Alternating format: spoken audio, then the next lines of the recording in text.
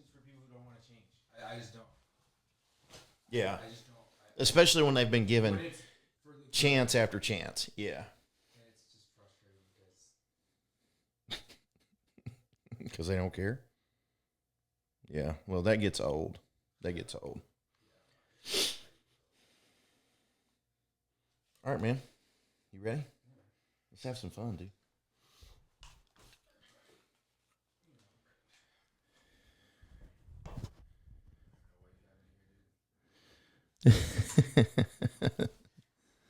They're not Coast Guard issued, dude. They're a little bit different. Yeah, that's pretty good, huh? All right, give me some audio. Let's see. Oh, that's good. Oh yeah, man, you're awesome. I'm gonna dude. sit back a little. Look at you. There we go. Yeah, get this thing right here. I'll move a lot though. All right, so here's what we're gonna do. I'm just gonna do like a little intro. Oh no.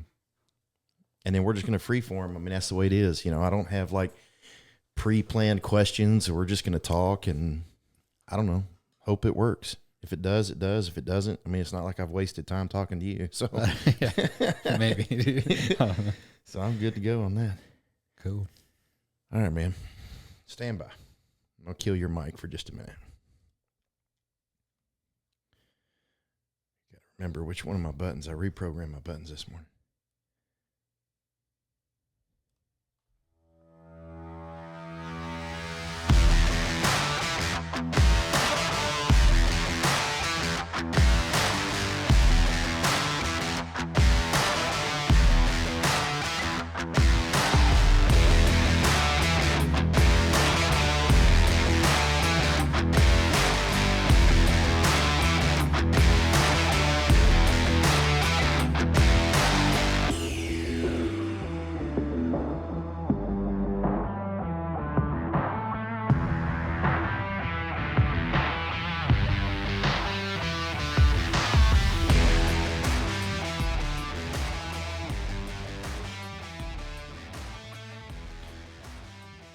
All right, guys, here we are. Today, episode number 2, the Josh Crane Podcast, and I am super excited to have my guest today. This guy has been a friend to me for the past couple of years, and like so many people on that inner circle that you hear me talk about from time to time,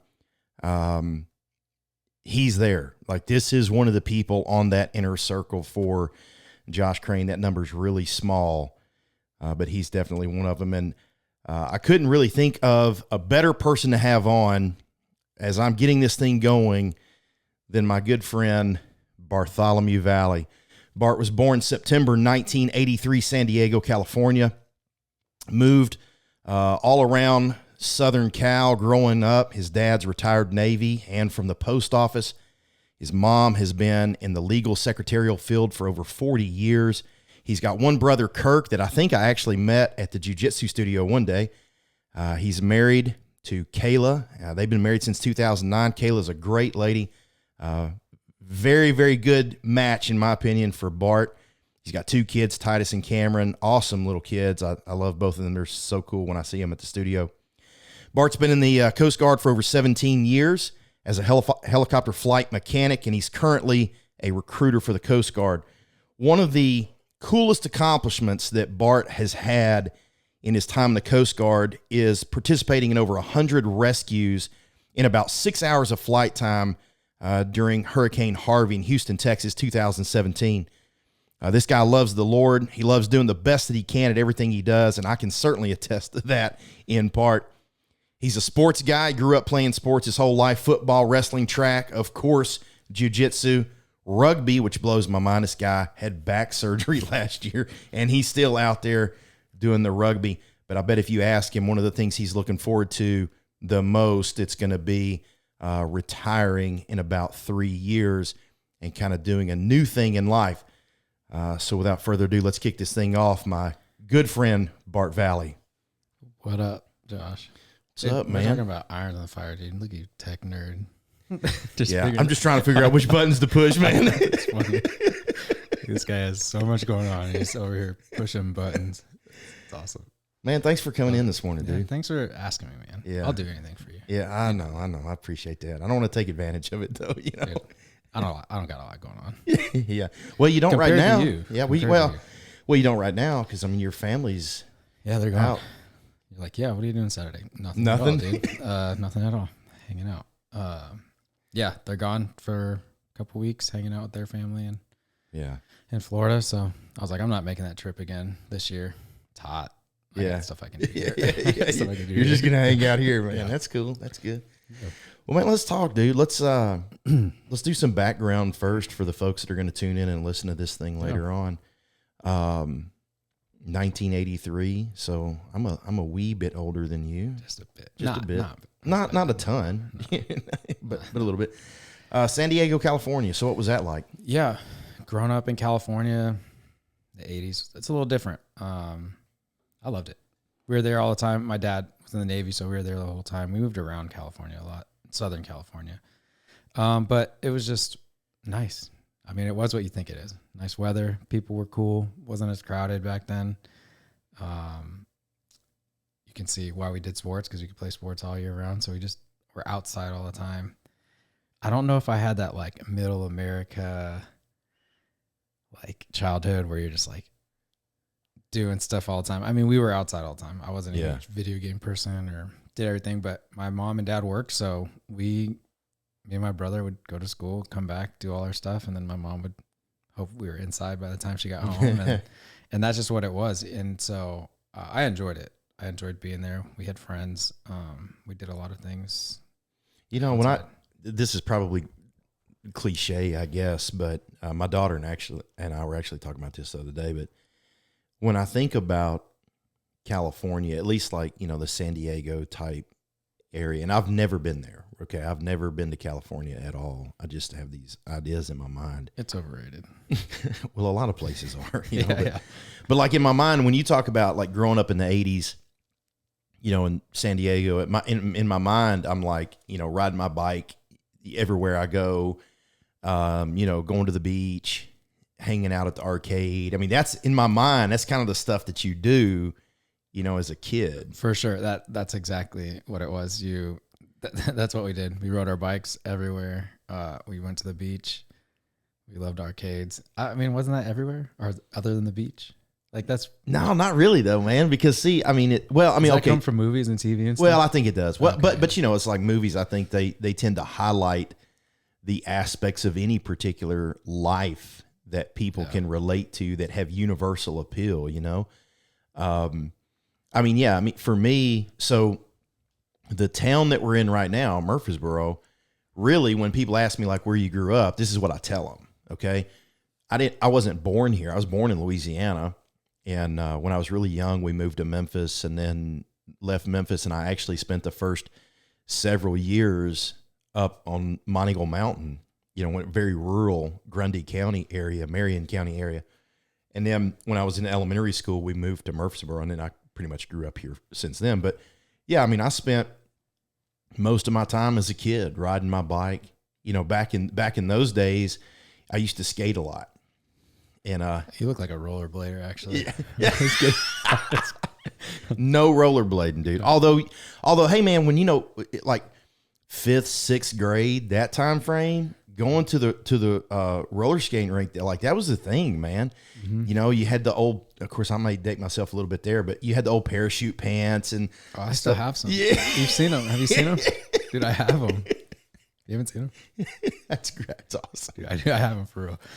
But yeah, man, I got into skateboarding and then like doing that. So yeah, I think it's the universal appeal. But there's something about like skating in Murfreesboro is just not the same in the pantheon of imagery as skating in San Diego. Well, with a lot of the Californians moving out here, which by the way, I got stationed out here. So if you see me, I wasn't one of those guys that came and stole houses. Like, actually, I'll tell you, let me say something about that. The people I feel like that are moving to Murfreesboro from California are the people that are getting out of California for the right reasons and aren't trying to like California and Murfreesboro. That's my opinion.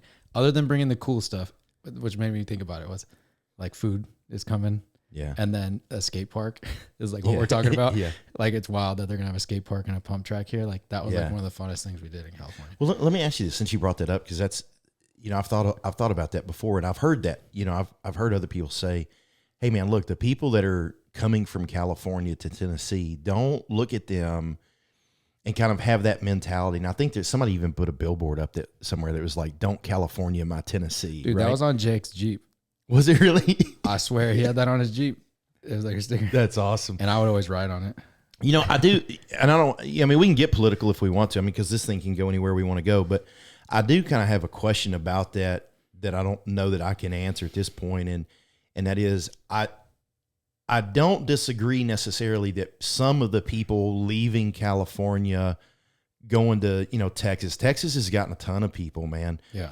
But going to Texas, coming to Tennessee, are fleeing the problems in California, right? But I do still want to know, like, are you fleeing because you've always seen that as a problem and now the scales are just tipped too hard? Or are you leaving because you're like, well, that utopia really would have worked if they had just done it right, but they didn't do it right, so let's go try it somewhere else again. That's kind of where I'm like, yeah, if y'all are here for that, go back. Yeah, so this is like super loaded when it comes to my opinion about what California has become, and then the people, right? So as far as what it's become, so when I joined the Coast Guard in 2007, that was the first time I left California. And honestly, the first time I lived outside of it. And so I saw other parts. I lived in Texas, I lived in Florida, North Carolina, Alabama, and then I went back, right? 10 years later. When I got back, I could noticeably tell that it was way different. Like, people weren't the same. Honestly, the weather was a little bit weirder. I don't know. I'm not a climate kind of person, but it was hotter there, and I don't remember that as a kid. And it just was weird.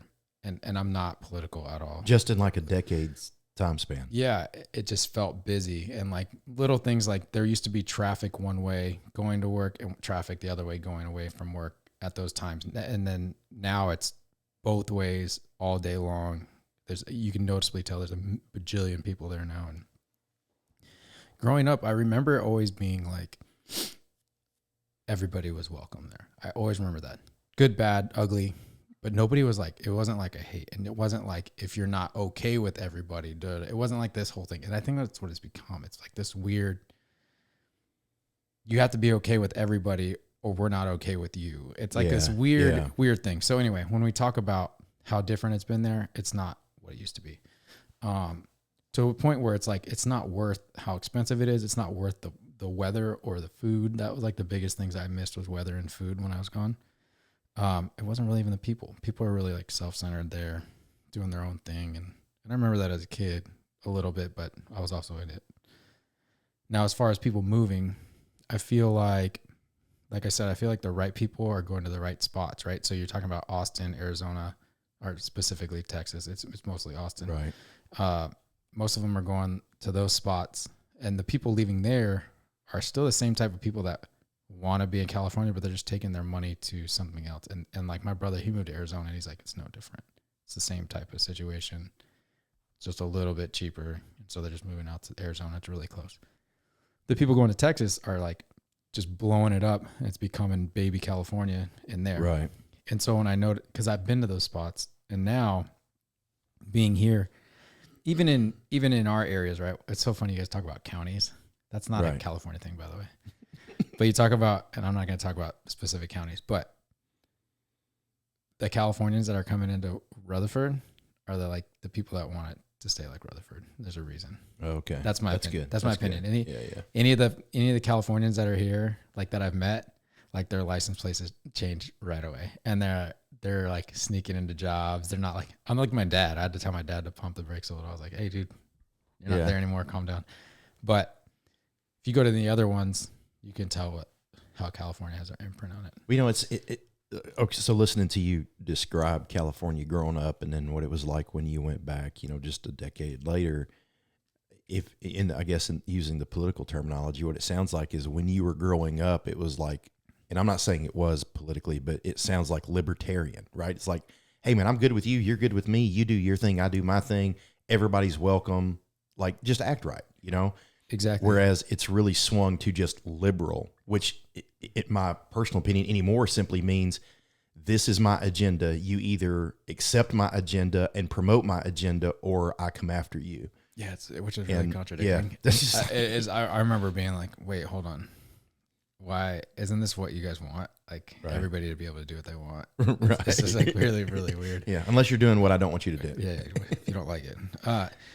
Yeah, it was weird. I mean, I remember growing up and everybody just being cool with whatever they were. It was just like, all right, Yeah. think this, think that, whatever. That's what it is. Welcome to California. We're weird. Like, Yeah. especially Southern California, because my family's from the Northern California, my parents.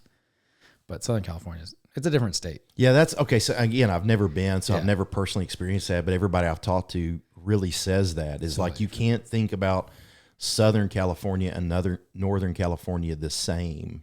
Yeah, it's totally different. They talk different. It's just funny. Well, I wonder to some degree if that's like East Tennessee and West Tennessee. I haven't been to West Tennessee. I don't know that you want to go to West Tennessee. I'm all right. yeah, you're good where you are. Yeah. I found my pocket. Right, I'm gonna hang out here. Yeah, I think that's like that anywhere. I mean, my wife's from Florida, right? We go down south, totally different compared to Central Florida. Yeah. And then the Florida by Alabama. Is What part of Florida is she from? It's near Tampa, Clearwater area. Oh, She's yeah, from yeah. there. She was born in Birmingham, but then No kidding. Yeah, and then she lived in Florida. She was like 7 or 8. So she was So, raised so I there. mean, she's a legit Southern girl. She is, and her parents are Southern people too. Yeah. Okay. Yeah. Cool. Yeah, she is. All right, man. So you Yeah, so you joined the Coast Guard. Joined the Coast Guard in 07. I was 23, so I got in late. I didn't really want to go in the military. My dad was gone. I think he retired like a couple years after I graduated high school, so he was gone all the time. I didn't really didn't want to do that. I knew I wanted to have a family. I knew I wanted to be around more than he was. And more as I've gotten older, I realized what he was doing. I realized that he was doing what was needed for the family and stuff. And me and my dad have a cool relationship. You've met him. He's like a brother. He's like a brother, and it's cool. I love that. He's so much respect for what he did for our family and all that stuff. I just wanted to be around more, so I didn't join the Coast Guard right away. Actually, wasn't even going to join the military at all. But then I wasn't doing anything with my life. I was 23. I was like, I got to get out of here. And somebody I worked with, her boyfriend was in the Coast Guard, and I left in like 3 months. I was like, I'm in. I'm out of here. And so I just left. So what year did you go in? 2007. Okay. Yeah. So had you already met Caleb by that point? Mm-mm. Okay. So I met Kayla at my first air station I went to. So I joined the Coast Guard, went to boot camp, had an airman program for a little bit, went to school, and then I went to my first unit in Clearwater. And I met her there. I met her pretty quick. All right. Like I got there in like June. And I met her in August. Okay. All right. So let's back up so we can kind of talk through that. Yeah. Because I don't know, and I'm sure other people don't know. So you're still living in San Diego when you joined the Coast Guard. Yep. Okay. I was in San Diego, and then and you're 23. Yep. So what were you doing? Like, I mean, you're obviously you're already out of high school. Yeah. I was just doing whatever. Okay. I think we counted one time. I think I had like 20 something jobs. Okay. Yeah. From selling candles to working in restaurants, which I would do that to this day. I love working in restaurants. Do you really? Yeah. But you've got a good personality for that. Like Just I could fun. legit never do that. Like they would. You just, could do anything you want. No, that is not true at all. Ask my wife. That is absolutely not true. Working in a restaurant is the funniest. It's probably the funniest job, and it's like it's easy. You make pretty good money if you you have to go work at the right restaurant. But I don't know. I loved it. But anyway, I did that. Did cell phones for a little bit. My last job, I was working at American Eagle for like 4 years. Okay. The only thing that would make that story cooler is if it was like my dad wrote a song one time that was about a guy that like got in trouble, and the judge told him like you can either go to jail or you can join the military. It's like that's the only thing that would make your story cooler. It's like, well, then there was this time, and the judge said, "Man, I was a good kid. I was a good." Let's see. How do you say this? You weren't a troublemaker. I wasn't a troublemaker, but I wasn't like a good kid. Does that make sense? Like I didn't get in trouble, but I wasn't a good kid. No, that doesn't make sense, Bart. I've met good kids. I was just lying, hiding, doing stuff. Okay. Doing just not Dumb stuff. Just dumb stuff. Nothing that would make me meet someone like you at an early age. You know? Not in a professional. Yeah, in a capacity. professional situation. I never got in trouble with the law or anything, and just wasn't doing anything. Yeah. I just wasn't. So what was it that turned you onto the Coast Guard though? I mean, like, was there something, because like to me, it would make sense. Like you've watched your dad, growing like up your whole life yeah. growing up, he's in the Navy. It would make sense that you're like, all right, I'm going to go to the Navy, or if not the Navy, like, well, I'll join the Army. But the Coast Guard seems like really specific, you know? Yeah, I'll tell you why. So, it's funny because it's like what my job is right now. Just, this is the Coast Guard. Don't listen to this. It's funny. So San Diego is a huge military community. They have Navy and Marine boot camps there. It's huge. And so I knew that growing up. I knew all of them. I had friends from high school, like from wrestling, other schools and everything, that joined the Marines and did all this stuff. And I saw who they became, and I was like, that's not me. Like, I'm not that person. I'm not a huge war person. I wasn't as like competitive and athletic and all the stuff I got into. I just didn't want to like fight for the country that way. I just didn't. It wasn't my personality. And like I said, I had a friend whose boyfriend was in the Coast Guard and he worked on helicopters, and no idea the Coast Guard was their thing. I'm not lying. When she's like, you should join the Coast Guard, I was like, what is that? I was like, is that like lifeguards? Right. This was like legitimate questions. Like anybody would ask you about the Coast Guard.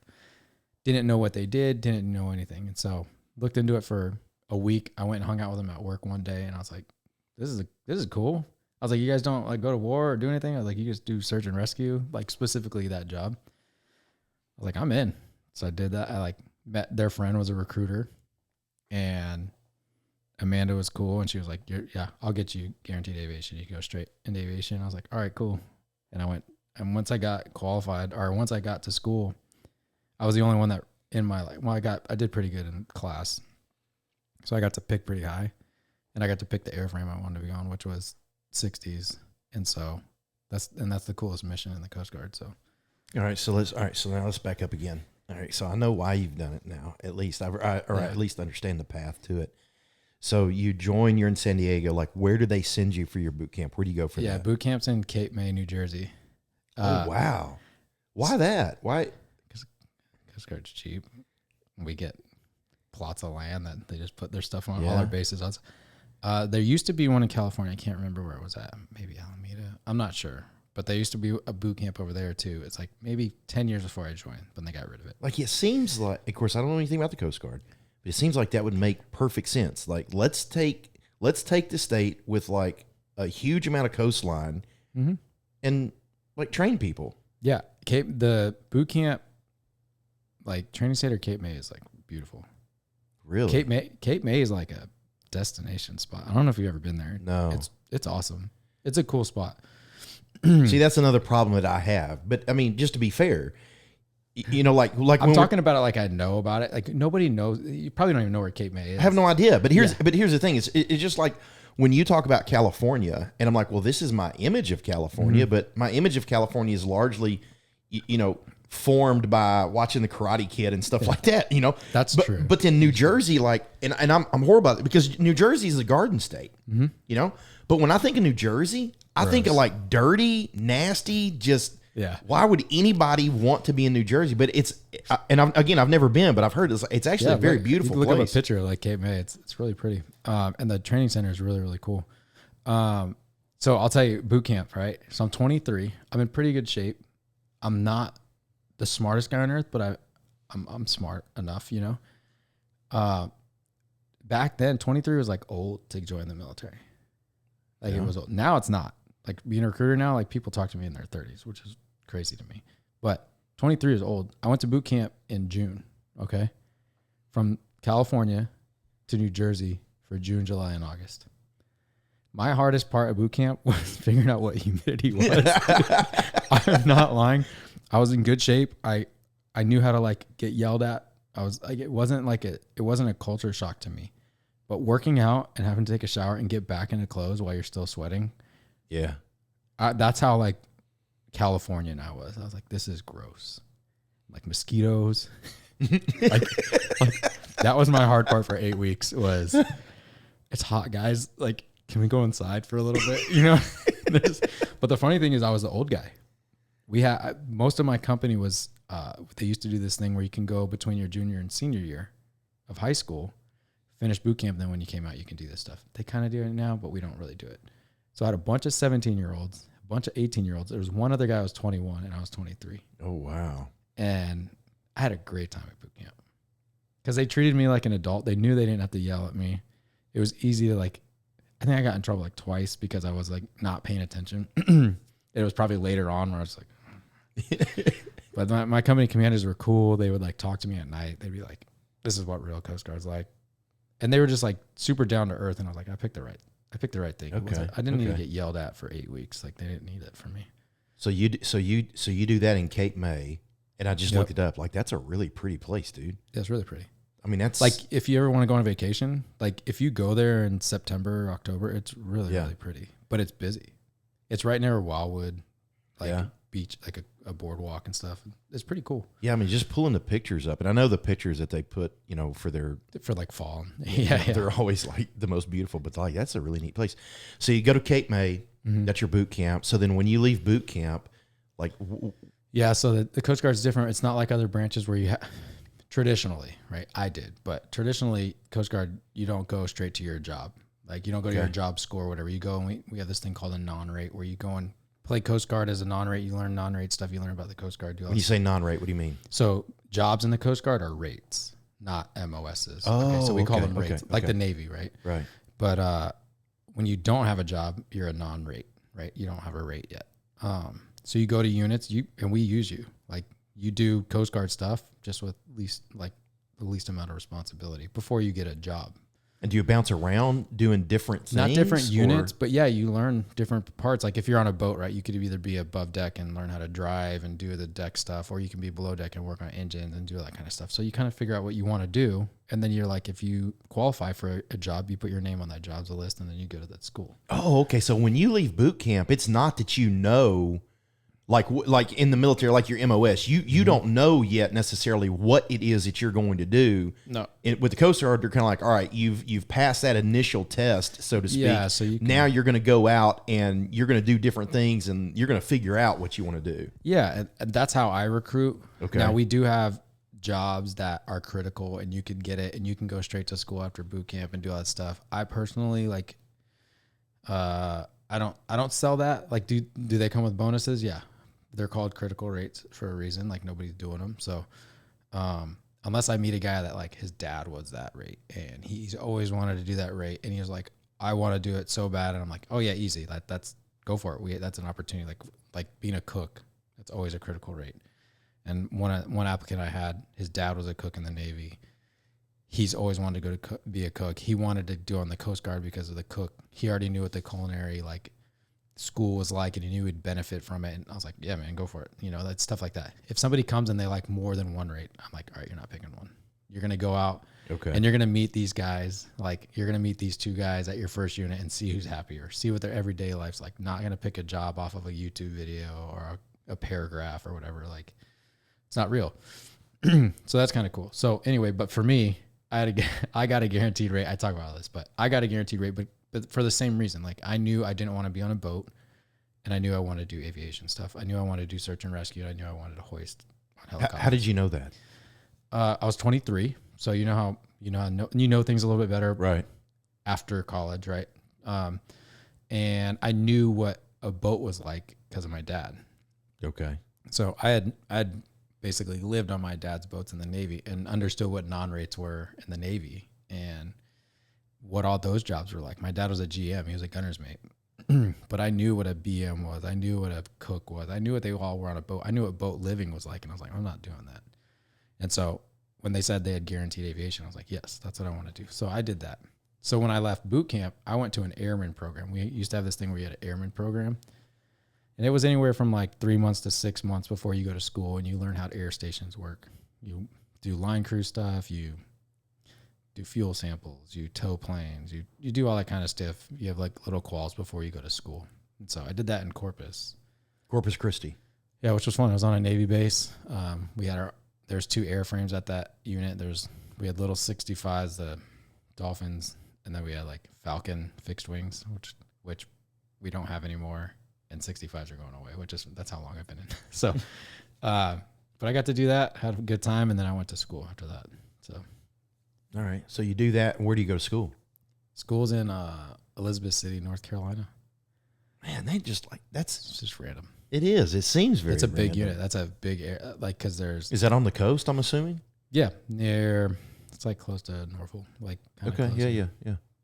There's a college there actually, Okay. but So you go there, and that school is that specifically was what? 5 months for my job. So I work.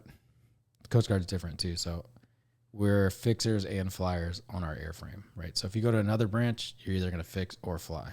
Does that make Okay. sense? Yeah. So you work on, and then on other branches too, like, so I work on avionics, right? So anything that has electrical power that goes to it, we touch. So, and then the only other rate in our aviation is an AMT, and they do all the airframe, power plant, painting, corrosion, all that kind of stuff. If you go to another branch, if you're an avionics person, you might be just a systems person. You might just work on navigation or lighting or radios or stuff like that, whereas we do everything. We're a smaller branch. That's what we do. Okay. So my 5-month school is on avionics. Theory, nothing I learned before. I sold clothes before, right? Like, so, electrical theory, basic electronics, avionics, systems, stuff like that. Don't remember any of it. Because it's not airframe specific there either. So all the airframes go there. And then after you're done with school, you pick your airframe. Then you do all the job training for airframe. Okay, so let's kind of explain that terminology to the folks. When you talk about you pick your airframe, you're saying what you decide, like what type of vessel you want to fly or fly Be in, a part, right? yeah, be a part Yeah. of. So you can say you get to choose if you do well in school. It's like it depends on how well you do at school, which unit you get to pick, right? And so you know which unit has which airframe. But so I knew I wanted to be on H-60s, which are Blackhawks, but we have different models because we have a different setup and situation for what we do. But I knew I wanted to be on those, and so I did pretty well. I think I was like second or third in my class, and nobody above me wanted to have 60. So I got. Why not? I think the other guys wanted to be officers and wanted to fly fixed wings, so they picked fixed wing spots. They wanted to be on like C-130s or something else, Okay. which was cool. Good for me, right? So you're on an H-60. Mm-hmm. And is that the Sikorsky? It is. Okay. Look at you. Yeah. How about that? And I gotta give. And- I should give you a patch. I have like you get different patches from Sikorsky when you hit milestones. So like I have like a maintenance patch for a certain amount of maintenance hours. I have a 1,000-hour flight patch. Oh, I have like a rescue. I actually have a bunch of rescue patches, which really? you only get a couple, but I'm gonna give you one because it's a cool patch. That's awesome. And you only get them when you get when you get rescues. Okay. It's like a cool Sikorsky. Only because you know what Yeah, Sikorsky is. yeah. I got you. So yeah, thanks, man. yeah. So does the H-60, is that mission specific? Mm-hmm. Okay. The mission. The mission. Coast Guard aviation mission, in my opinion, is search and rescue, right? Like we're the best to do it. We're the only people that do it in the hardest times.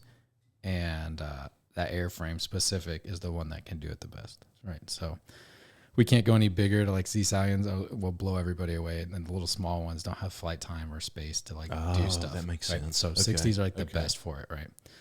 Doesn't mean that rotor wash isn't like killing you in hurricane power winds when Right. it's coming down, but it's also not going to like push your boat underwater when it's upside down. So yeah, it's the airframe. It's cool. I will always say that Sikorsky H-60s are the best. Okay, so what's your flight crew number Yes. on an H-60? Yeah, so traditionally it's just going to be 4 people. You have a pilot, co-pilot, a flight mechanic like myself, and a rescue swimmer. Okay.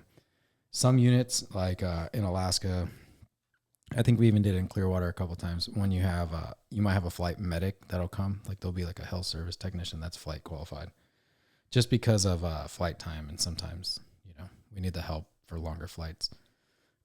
But I'd be on cases and have to help with CPR, help this like most of our rescue swimmers are EMTs. Some of them get paramedic qualified. Okay. So I've been with a couple swimmers that have been able to give IVs, and I'll help with stuff like that. So it just depends on your crew, but traditionally it's just 2 pilots, a flight mech, and a swimmer, which is fun.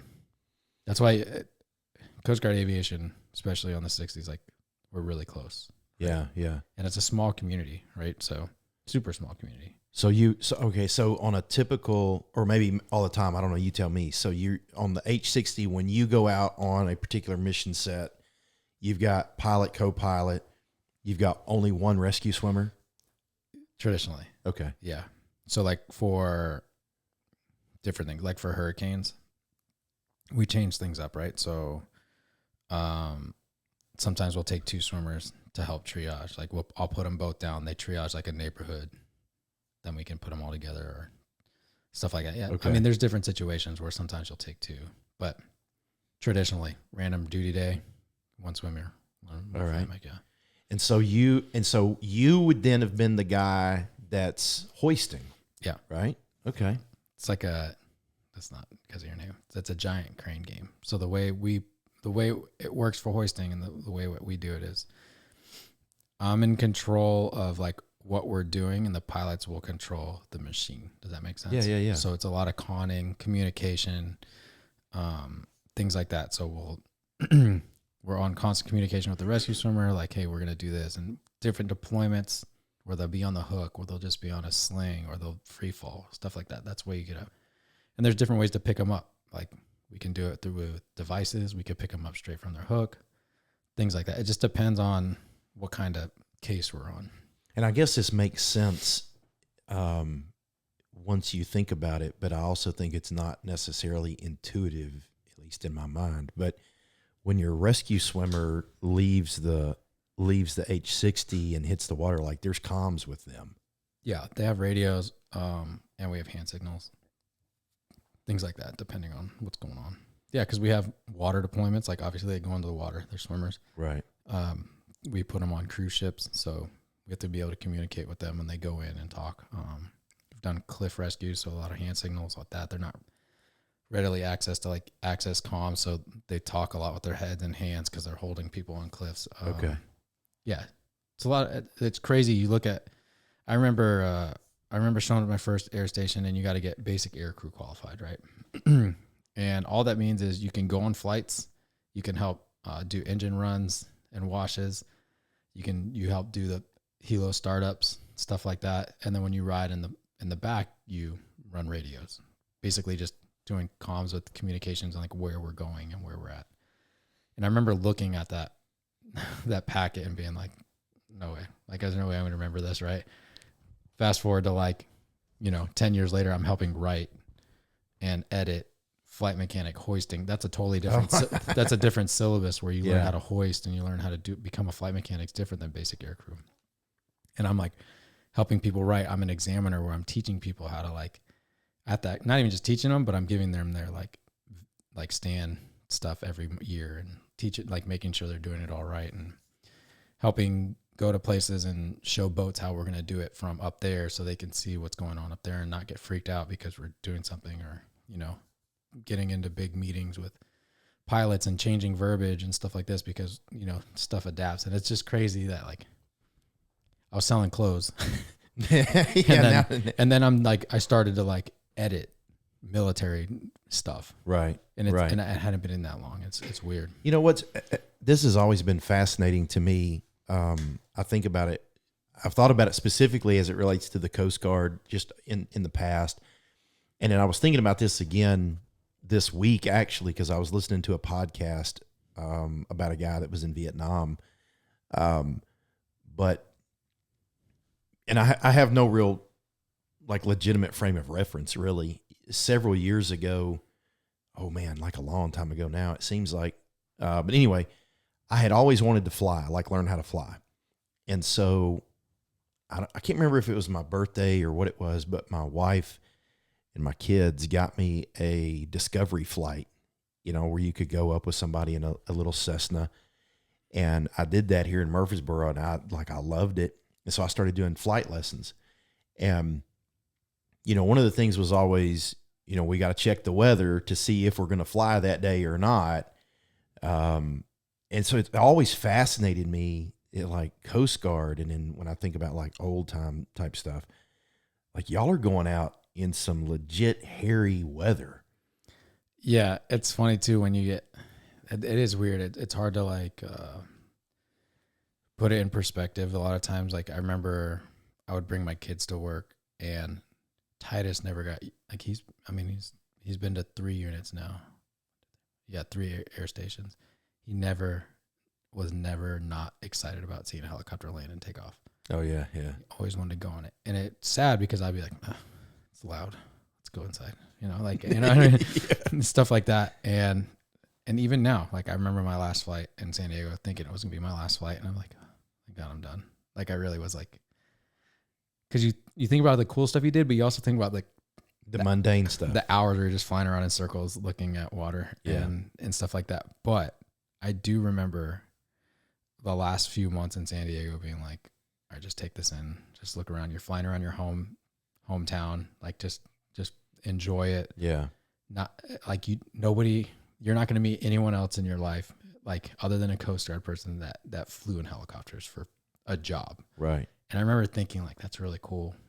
And trying to explain that. And Kayla constantly tells me like, dude, you got to write stuff down because your kids are going to want to hear stuff. I agree with that. And I've had some crazy ideas. I'm not going to say it because I have a really good idea and I might have to talk to you more about it because I have this idea. But anyway, I try not to take it for granted.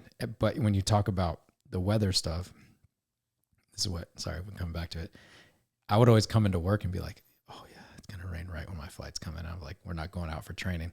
And we had training minimums, but then there was case minimums that were different. Okay. And so you'd be like, that's not a training flight minimum. We're like, yeah, we're not going on our flight. And then you hear whoop, and like, oh, I guess we're going. You just know that it's like, all right, well, I thought at least the flight's gonna be fun, things like that. But like you said, the hurricane stuff, it's scary, and you got adrenaline. You're doing it, and you put a lot of faith in our maintaining of the helicopter. That's the one cool thing is because we do both, so we know what we're doing. You put a lot of faith in these like baby pilots, that are flying in hurricanes. I remember that Hurricane Harvey one. Right when we showed up, we were in the middle of the hurricane, like fresh, and they sent us out to go hoist this pregnant lady off her roof, and I was like, "This is scary." Like that was like the first time I was like, "All right, this is gonna be not fun," because the ceilings were probably 120 feet. Oh my goodness! We had power lines at like 80 feet, and we had to hoist to this corner house, like with a lady on a roof, and the rain's coming through the door. We're losing comms because I'm soaked, and I'm just yelling through another person, yelling at the pilot, being like, do not move, like at all. It's just, those are scary. Like, and then you do it and you just like fly away. You're like, oh, that was crazy. Let's do this again. Let's keep going. We made it out that time. Let's just keep sending it. And you're just like, oh man. But the skill level, man. I mean, the skill level of those pilots has to be just off the charts. Yeah. And what's crazy is we came out of that thing and we don't have to talk all about that rescue, but we came out of that. A lot of learning came out of that. One of the biggest things that I got out of that when you talk about training is for hoisting, we never did any type of training for endurance hoisting ever. What do you mean endurance hoisting? So anytime you do like a check every year, or you have your hoist minimums every semi-annual, you have to get a certain amount of hoist, different kinds of hoist, like to boats, to the water with swimmers and stuff like this, and dead in the water hoist, like to a boat, stuff like that. You had minimums, and you'd get those, and you'd probably have like a flight or two to get them all done. Well, you'd have more than that, but you had enough training to get those flights done, and you wouldn't hoist more than like 6 or 7 times, maybe 10 times in one flight. And it would be maybe an hour and a half, 2 hours of you hoisting by yourself. That's actually a lot. Like you usually don't get that much time to hoist by yourself. You usually take 2 people, and you guys got to get mins and do all that stuff. When you start talking about hoisting for 2 hours, 3 hours, 6 hours, and you're constantly bringing people into the cabin, this is in Houston, I would say out of the 120-ish people, probably 20 of them were over 300 pounds.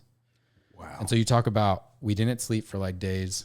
We're soaked because it's summer. I didn't bring a dry suit because it was hot. And so I had 2 flight suits that were soaked. My boots were soaked. We're freezing and no sleep. And we're hoisting for 6 hours straight. Like heavy people. That's how I hurt my knee. One of them dropped on my knee. It's like, But it was like the endurance part of it. I remember one of the grossest thing from that story is like, I remember somebody brought up a banana. I don't know when it was, but I saw it in the cabin at like 5 hours. And I was like, here we go. Because I grew up thinking bananas will help with cramps. And I was like, I bet you're going to get a cramp soon. And I just ate this gross opened banana. And I was like, whatever. But like, I remember coming off that and being like, we never trained for any type of like hoisting past 5 or 6 hoists at a time. Oh, wow. Okay. So literally the physical endurance aspects of going that hard, that long. That long, yeah. And I didn't know I had it in me. Like the people that were out there doing that, I don't know how we did it because we didn't. The right people were there. Yeah, yeah. Like God protected all of us and me and gave me strength because it was as good a shape I was in. Like you can't. That's weird. There's no way. So what's your capacity on the inside? I mean, when you're hoisting, how many people can you rescue before you have to? So I've been in 2 situations like that where we did like mass hoisting, like mass casualty rafts, like or stuff like that, where you have to pick up multiple people. This one we had the cabin set up different. Usually the cabin's configured with a couple rescue devices. We have a giant pump. We have seats down for people. And like with all that stuff, you usually put like 5-6 people in there with you and the swimmer, right? That's with all the stuff. It's pretty big. If you've never been like close to a Black Hawk in our configuration, it's pretty big in there. But for like hurricane stuff, I took everything out. I put all the seats up and I just kept one basket and we brought 2 swimmers. So huge cabin with a ton of room. The most I had in there at one time was 18 people. Oh my goodness, that is huge, dude. Yeah. That's a lot bigger than I thought it was. Yeah, it's huge. It was tight. And I was like, I closed the door and I'm like leaning against the door like this for like 30 minutes till we drop them off. And we just spill out. But so where are you going? So all right. So all of these are in Houston. Yeah. In the hurricane. So where are y'all taking off from and returning to? So we were staged at Houston's air station, which was at an airport, right? We were all staged there. Helicopters came in from everywhere, all across the country. We flew in from San Diego. Like I flew a helicopter from San Diego.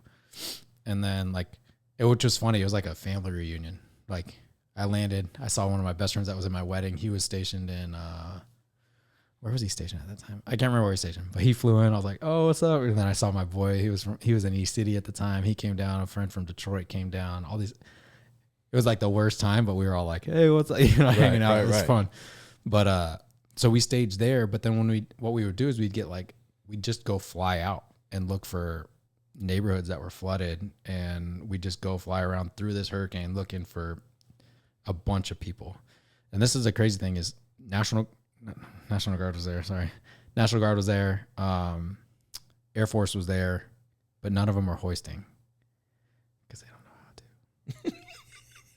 I mean, it's not messed up, but that's what I'm saying. We knew how to do it. So we're doing all the hoisting, right? Picking everybody else up, and we're finding like places like parking lots or, dude, there was even highways that were shut down, and we would just land on highways, get everybody out, and then like the National Guard or the Air Force pick them up and fly them to hell, like fly them to hospitals or other spaces, like safe spaces, and then we'd go back to the neighborhoods. Like I would leave my swimmers, we'd go back and just load up the cabin.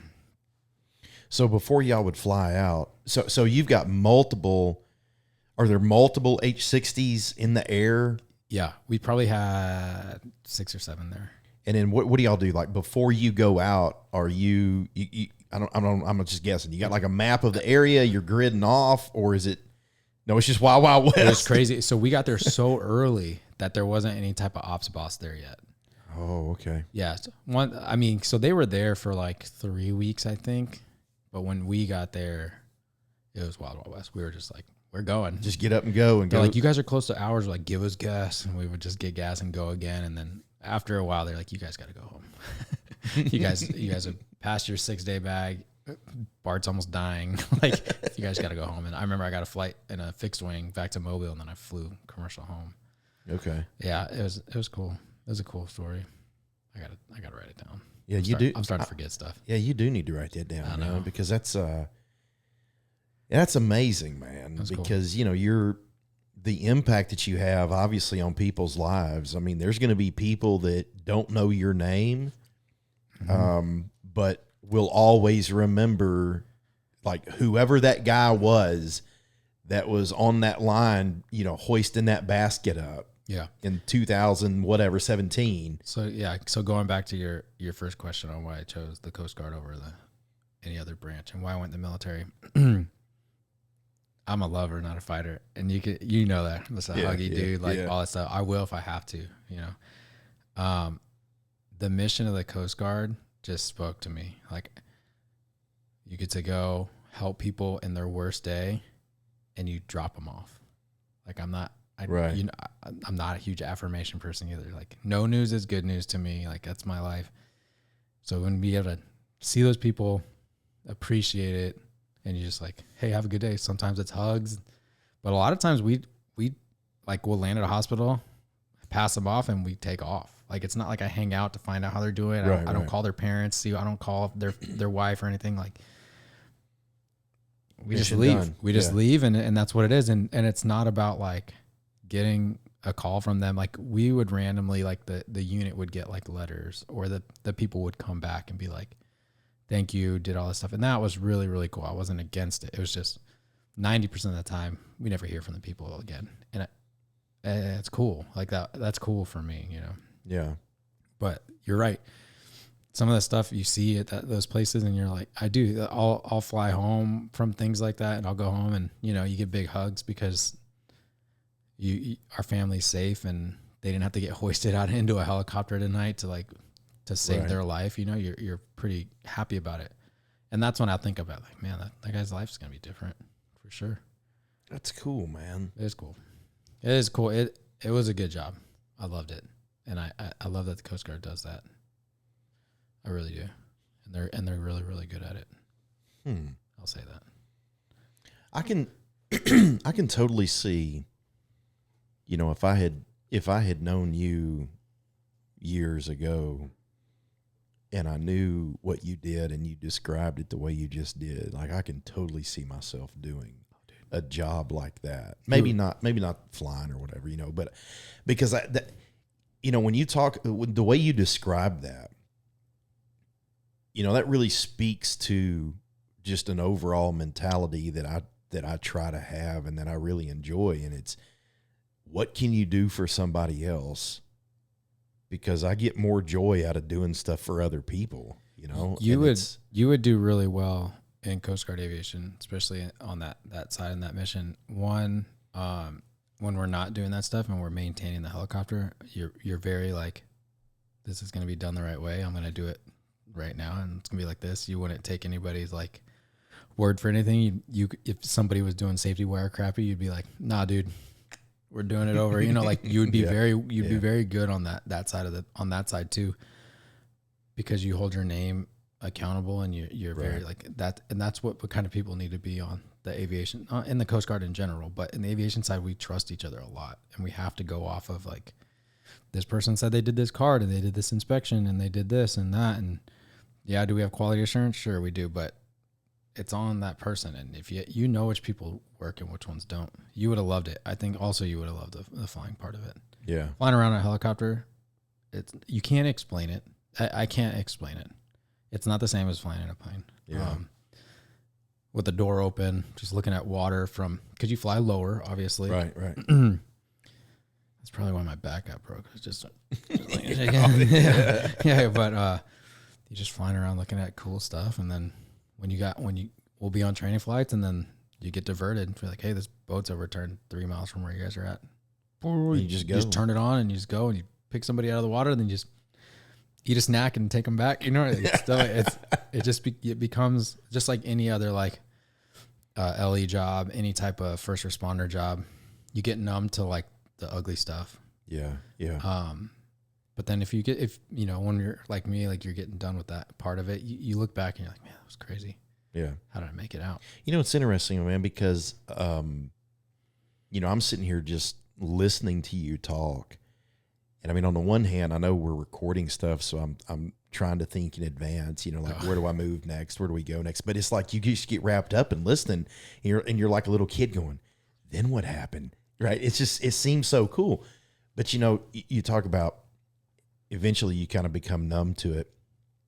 And even you're talking about like when you're, you know, at kind of the end of your tenure there in San Diego, you're mentally having to tell yourself, hey, take it in, right? I can see that because even in my job, you know, you have people that come up to you and, you know, whether it's people at church or, you know, whatever, and they're like, oh, so what is it that you do? And you're always just like, oh, okay, here we go. So, well, I'm a lawyer. Oh, really? Like what kind of law do you do? I was speeding last week. Right? Yeah, well, you definitely get a ton of that, right? I bet. That's one of the biggest, I say problem. I mean, whatever, it is what it is. But, you know, you tell people what you do. And then especially when people figure out that you're a criminal trial lawyer, now all of a sudden oh, man, that is so cool. So my daughter wants to, you know, it's dating this that, guy. Right? It's that, or it's like, well, hey, let me ask you this. So I bought this thing one time, you know, but I'm at a point where I feel like that every day.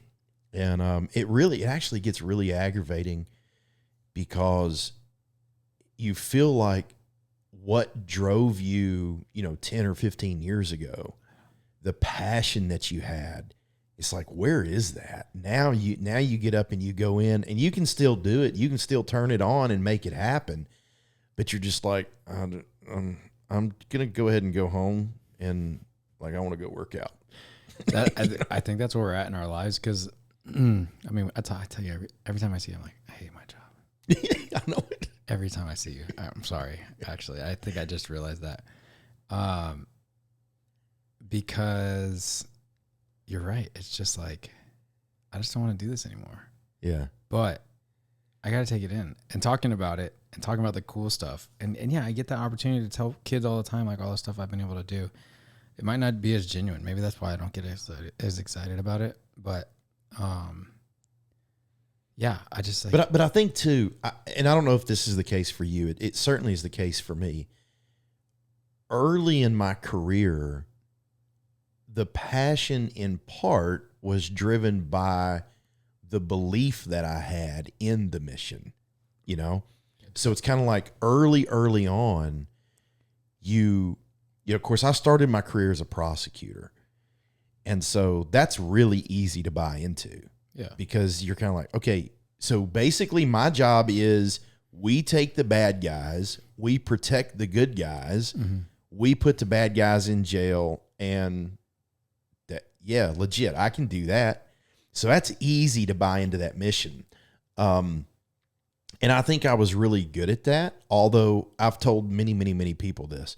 Looking back on it, I also know that I was probably a real big jerk a lot of the time, because you have to be a very strong person, and I think you have to be a very mature person to have power over other people's lives and exercise that cautiously, you know, and compassionately.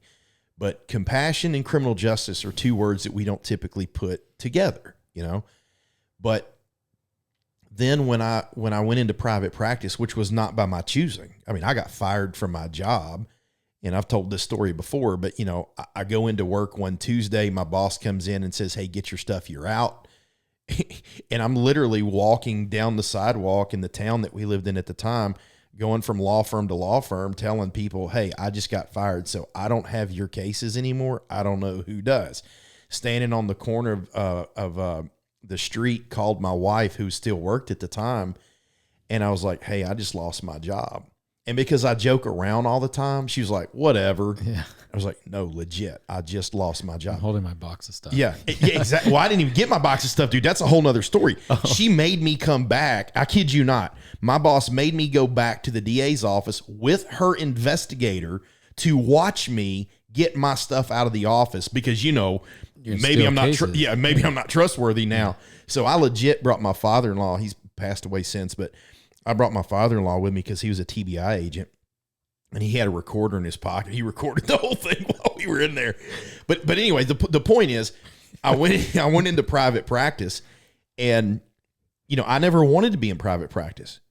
Like I was that guy that was like, I will never be a criminal defense attorney. I do not like criminals. I will not defend what they do. Like you can talk to me about the Constitution all you want to. I'm not doing it. And then, fate comes in. It's like, pick, big boy. Yeah. Now what? And so I went into doing what I knew how to do, which was criminal work. But it changed you because I now started seeing like if you were my client, I no longer saw you as the guy that had the DUI, the guy that sold drugs, the guy that committed homicide. I now saw you as Bart. Yeah. Like you're a human. This is a mistake. Maybe it was a horrible mistake and maybe you're going to have to pay for it, but like it doesn't erase your humanness, Yep. And so that's a good growing experience. But I think the closer you get to the realization that the system, and this is my personal opinion, but the system as a whole does not have the same mindset. It's a factory system, right? The people who are working within the system, like they have a very specific job. I'm doing that job. And then you become jaded and you're like, okay, I don't know, man, this is not what I thought the mission was. And so it changes you. I think maybe, I don't want to speak for you, but I would imagine that in a setting like this, we talk about cool airframes and rescue swimmers and hoisting people off of roofs and saving lives. But my guess is because it's the government, there's a ton of bureaucracy involved and there's stuff that you're watching happen that you're like, there's no way that needs to happen. But, somebody above you is making that call and it really just begins to change your overall view. Yeah, it's hard. I think the Coast Guard mission is not going to change. I think they're going to add stuff and do that stuff. It's the way they go about the order of operation or the priorities. And you could tell. You got to adjust. You got to adjust to what's going on. Some people don't want to be in the military that long. You have to adjust to it. You got to know what kind of people, you got to know your audience. And so it's a little difficult, especially being in the recruiting side of it, where you're like, they want you to focus on something. I'm like, I can't focus on that because that's not real life. I'm not going to lie to anybody. I'm going to tell them the good, the bad, the benefits. I'm going to be honest, and those are going to be the right people that are going to stick around, but yeah, I'm not lying about it. So so recruiting, what was that something that you chose to do, or was that just like, okay, Bart, you're going to go do this? No. Yeah. So, unlike other branches, recruiting for the Coast Guard is a special assignment that you have to apply for. You don't have to do it. It's actually, they claimed it's hard to get to, but, it's not like any other branches where they make you do it for a tour. I did it. My dad did it one of his last tours in the Navy, and he was like, do one out of job tour. I almost went back to boot camp after 10 years. I almost went back to go do that because I thought it'd be funny.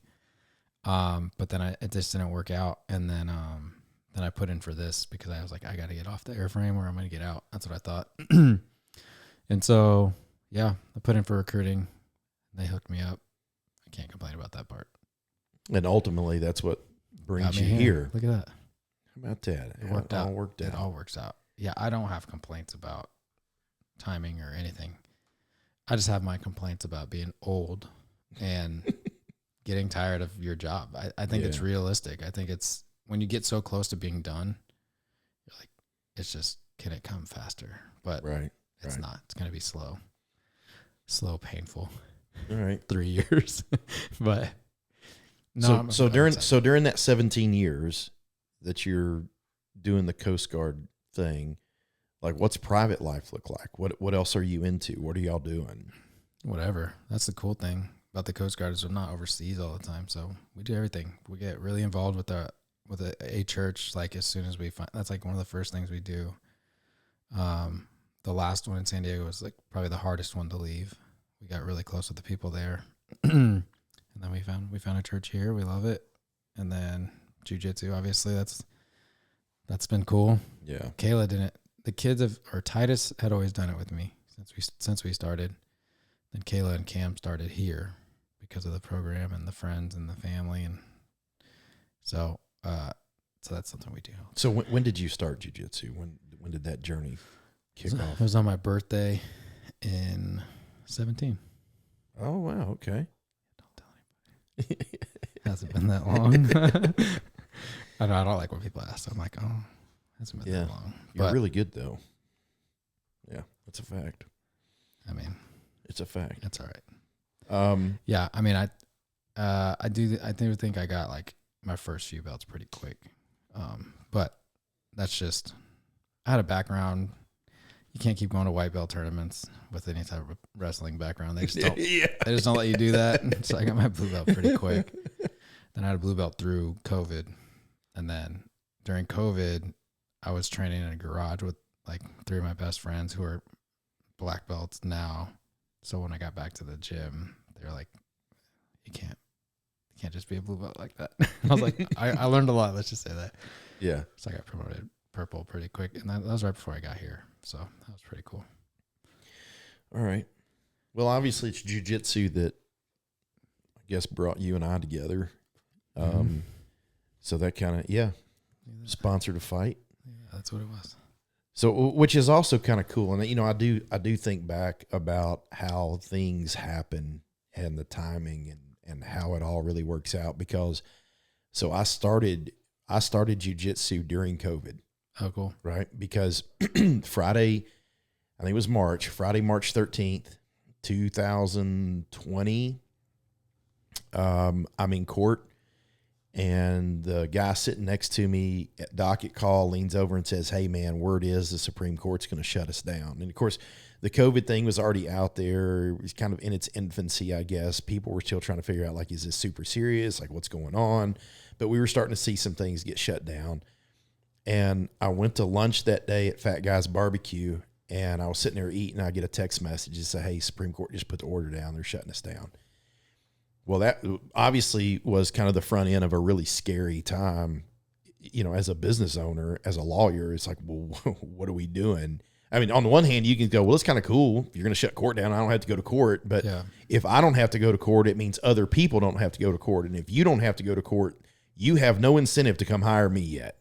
So that was super scary. But I was trying to kind of maintain decent mental health and physical health. And so I started capitalizing, and I started running again. And I've said this before. It may be a little bit of a stretch, but I don't think not too much.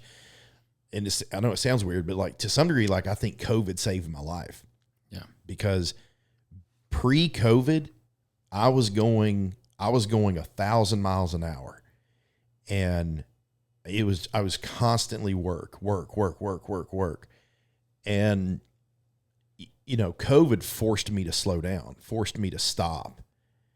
And so I was able to focus more on me a little bit, and then we had some things within our family where it was like, we're seeing the negative going on in the world. Like, we cannot let that come into the house, And I mean, this is legit what happened. I'm running down the road one day, just doing a quick run, and it just pops in my head like, hey, I think I want to try jiu-jitsu again. Now, I've said this so many times. My daughter and I talked about it on our first podcast episode. Like, we are not a sports family. Okay. So I heard that and I was like, what, dude? Yeah. So like I was like, what are we going to talk about? What can I talk to this total guy opposite, about? Dude. That's our family with all sports. Dude, I can't. Yeah, now, I'm not going to say like growing up, in football season, we wouldn't have like the Tennessee game on at the house or something, but you were polishing guns and stuff. Yeah. Right. I'm like shooting guns. Yeah. So, we're just not that kind of family, So it wasn't like I was sitting at home watching, MMA fights and stuff. I was like, I want to go try that. Okay. I mean, to give you an example, I think other than track, the only sport that I've ever done that probably legitimately got me started was because I watched something was rodeo. That was it. Like, I remember That's a stretch, by the way. What's a stretch? Rodeo. And I know I'm going to get chastised. What do you mean stretch? Here. What kind of stretch? It's a sport, dude. Dude, I have this. Come on. I'm not saying it's not hard. Okay. Well, what qualifies as a sport? What makes a sport? I think you It's got to be against people. Why? Why does it have to be against people? Because riding horses and bulls, dude, come on. That's a game. No. Oh, Bart It's a Valle. game. Dude, it's a game. It is not a game, man. Maybe even a hobby. You get hot, dude. I had this one guy. We'll go back. I had this one guy. He had like a list of things that made sports. Anything else was a game or a hobby. He was like, a sport has to have a ball in it. And I was like, really? No. It was just really funny. He's like, but soccer doesn't count. And I was like, soccer's a sport. Yeah, calm down. I'm like, yeah. Okay. But anyway, go ahead. Anyway, so maybe bull riding is what, I watched something about that, and I decided to go do it, and a friend of mine and I drove to Texas to do it. But anyway. I could see you doing that. Yeah. But anyway, but I had tried jiu-jitsu when my son was like really young. He and I went together because we were trying to find something for him to do. And didn't know anything about jiu-jitsu, and went to a studio and had a bad experience and left it, like very quickly left it. I was like, I can't function in life with a concussion like all the time. So I just left, right? So I don't know why on that particular day it came back in my mind, but it did. That was the wrong spot if you had a concussion the first day. Yeah, no kidding. Well, I'm just kidding. That's what happens when you have wrong technique, Yeah. But anyway, so I started looking for a jiu-jitsu school. And of course, at that point, a lot of them weren't open, but I found one, and it was one county over from where I live. And I've always done a lot of business in that county anyway. But it was the McMinnville Jiu-Jitsu Academy. And so I called up and I was like, hey, I'd like to come, do a class or whatever. What do I need to do? And it was like, just show up, man, and so I went. I still have pictures from the first day I went. I got it too. Yeah. And I was like, I showed up, and Robin Clark was the instructor. Still is. Still consider Robin a friend of mine. My first legitimate jiu-jitsu instructor. Really great guy. And dude, I just fell in love with it. I mean, immediately. It wasn't even one of those, like I went a day and I was like, well, I don't know. Maybe I'll keep trying it. No. Like I left that day and I was already ready to go back. Yeah. And you've got the picture of like me, dude. like I was so proud, man. He gave me my gi and my little white belt, and I legit stood outside. I'm 40 years old. I'm standing outside the front of my house, and my wife is taking my picture. And I'm first day of jiu-jitsu. I'm just as holding proud the as sign. Yeah. So good. I'm just proud as I can be, man.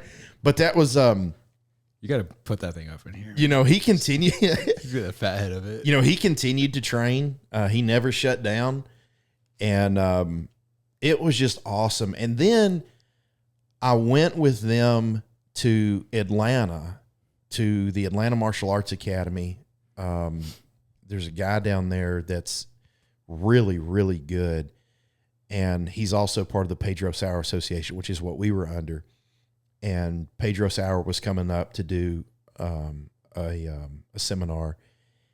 That just increased my love of it, because when Pedro Sauer walks in, you're looking at him and he's like, this is the guy that used to hang out with the Gracies, fight with the Gracies. I mean, he's legendary as far as I'm concerned. And when he walks in the room, he legitimately walks over to everybody, shakes their hand, pats them on the back, says, hey man, I'm really glad you're here. And it is this genuineness that, people can do that, but you're like, okay, yeah, yep, nice to be here, whatever. But it was so genuine and so good. And I loved it, man. I loved it. But Kyle and I met, and I knew Kyle was doing jiu-jitsu, and he was at Legion at the time. And he started talking to me about, you need to come train with us. You need to come train with us. And I was like, oh yeah, I know. But people invite you to their gyms or whatever. And I have this thing about being loyal. Like if you're my guy, you're my guy, right? Makes sense. And that's how I was with Robin. I was like, man, Robin's my guy. Like I'm investing in the school. I'm doing what I can to promote him and help him and, bring other people in.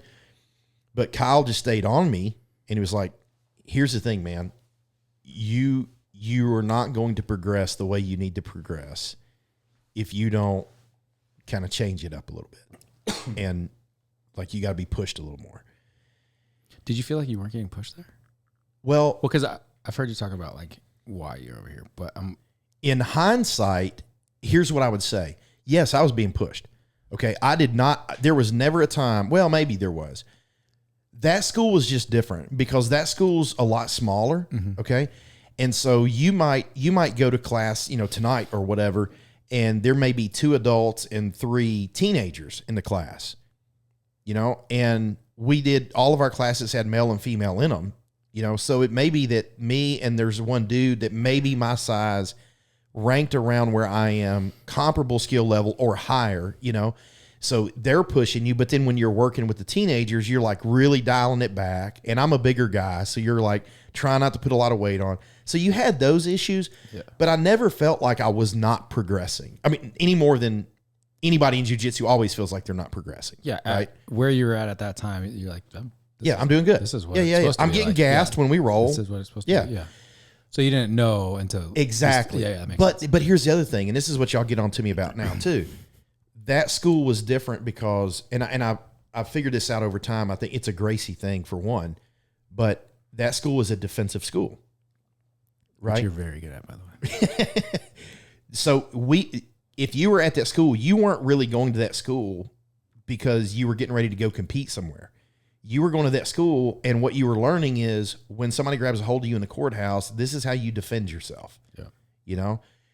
So when I came to Legion, I remember, man, the first few times I came just to visit, but I was still going both places.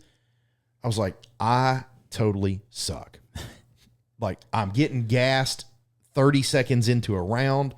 The speed was just unreal. Like, what is this? This is like, I was racing Amish buggies. Y'all are doing Formula One. Like, I don't even know what's going on. But then I eventually made the decision that I thought I could grow, more in a direction that I wanted to grow by transferring over to Legion. And so, I talked to Robin about that. He was really cool about it. I struggled with a long time with trying to dual train, go both places because I wanted to maintain that loyalty, but eventually just ended up going to Legion. But then obviously that's where, you and I meet, and it just kind of goes from there, and I tried to do the same thing when I got to Legion. If, that's my philosophy anywhere I go is if you let me in and you let me be a part of whatever this is that you've got, like, I'm going to back it. I'm going to support it. I'm going to do what I can to promote it. And so, yeah, they came to me and I sponsored the tournament that we had at MTSU. Which was fun, man. That was a cool night. It was a good night, man. It was a good night for the boys. It was just fun to hang out. Yeah. That was cool. I never had any desire to compete until I came to Legion. It's a great, those people, I said this recently, like they were a family I didn't even realize I needed. Yeah. But it changes you. Yeah. So when I got here, obviously we find a church that we want to go to, and then right on the same page, it's like, where's jiu-jitsu? Like, Right. That's always like my first one. And I got here, I was here for 2 months before my family came back here. And I tried out one other spot, and I went to one class, and I was like, nope. Just knew. I was like, this is not me. It was weird. I was like, thank you guys for a cool night and all that stuff. And then I see Legion, and they had a morning class, so I went to that. And Alex was there. And I was like, all right, that's kind of cool. Like, these guys are cool. It was like, and back then it wasn't the morning guy. Oh, it was actually. The morning guys were still there, but there was a couple other people. It was good vibe. And then I meet Professor, and I was like, this is what's up. I came from a pretty traditional spot, not a great spot, but like a pretty traditional jiu-jitsu spot. And I know this sounds weird, but I really wanted a Brazilian professor. And there's not really any in here. Like, there's none down here really, but other than in Nashville, I looked around and I had a friend that had a buddy that has a spot up in Nashville, and I thought about it. I was like, that's so far.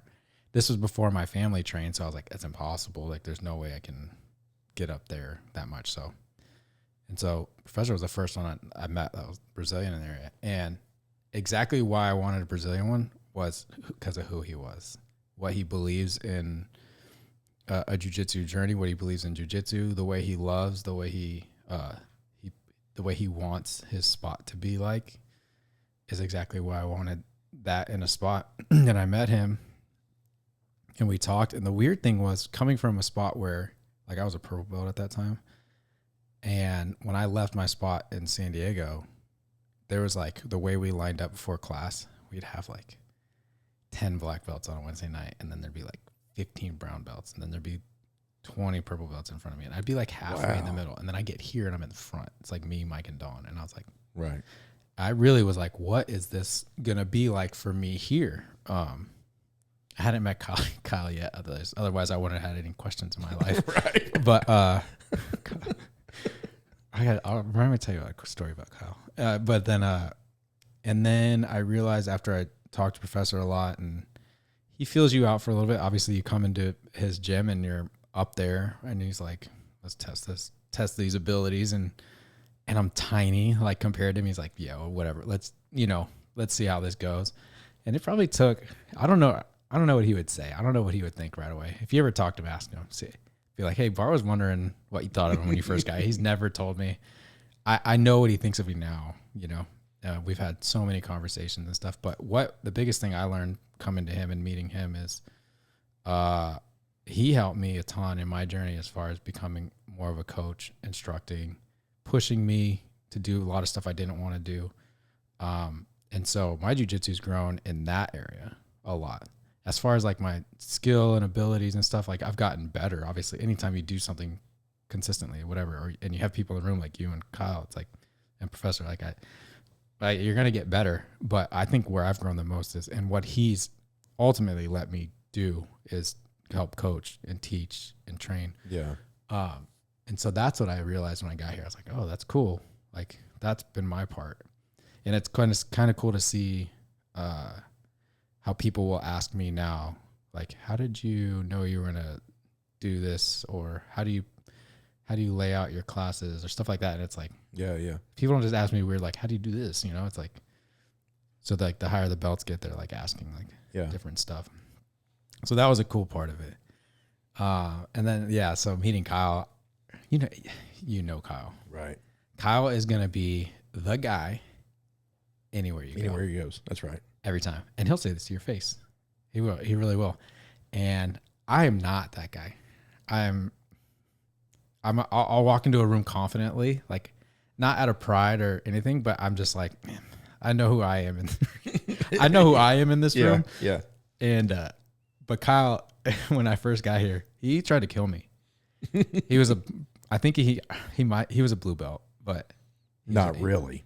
No, and I knew that instantly. Right. But he was trying to kill me. And I remember just defending myself. I remember going home and being like, this guy's trying to kill me. I was like, I like him. Yeah. But I think he's trying to kill me. And I don't know what to tell him. And I remember telling him, I'm like, hey man, you're that guy. Like, I don't want to be that guy. Like, it's you, buddy. Right.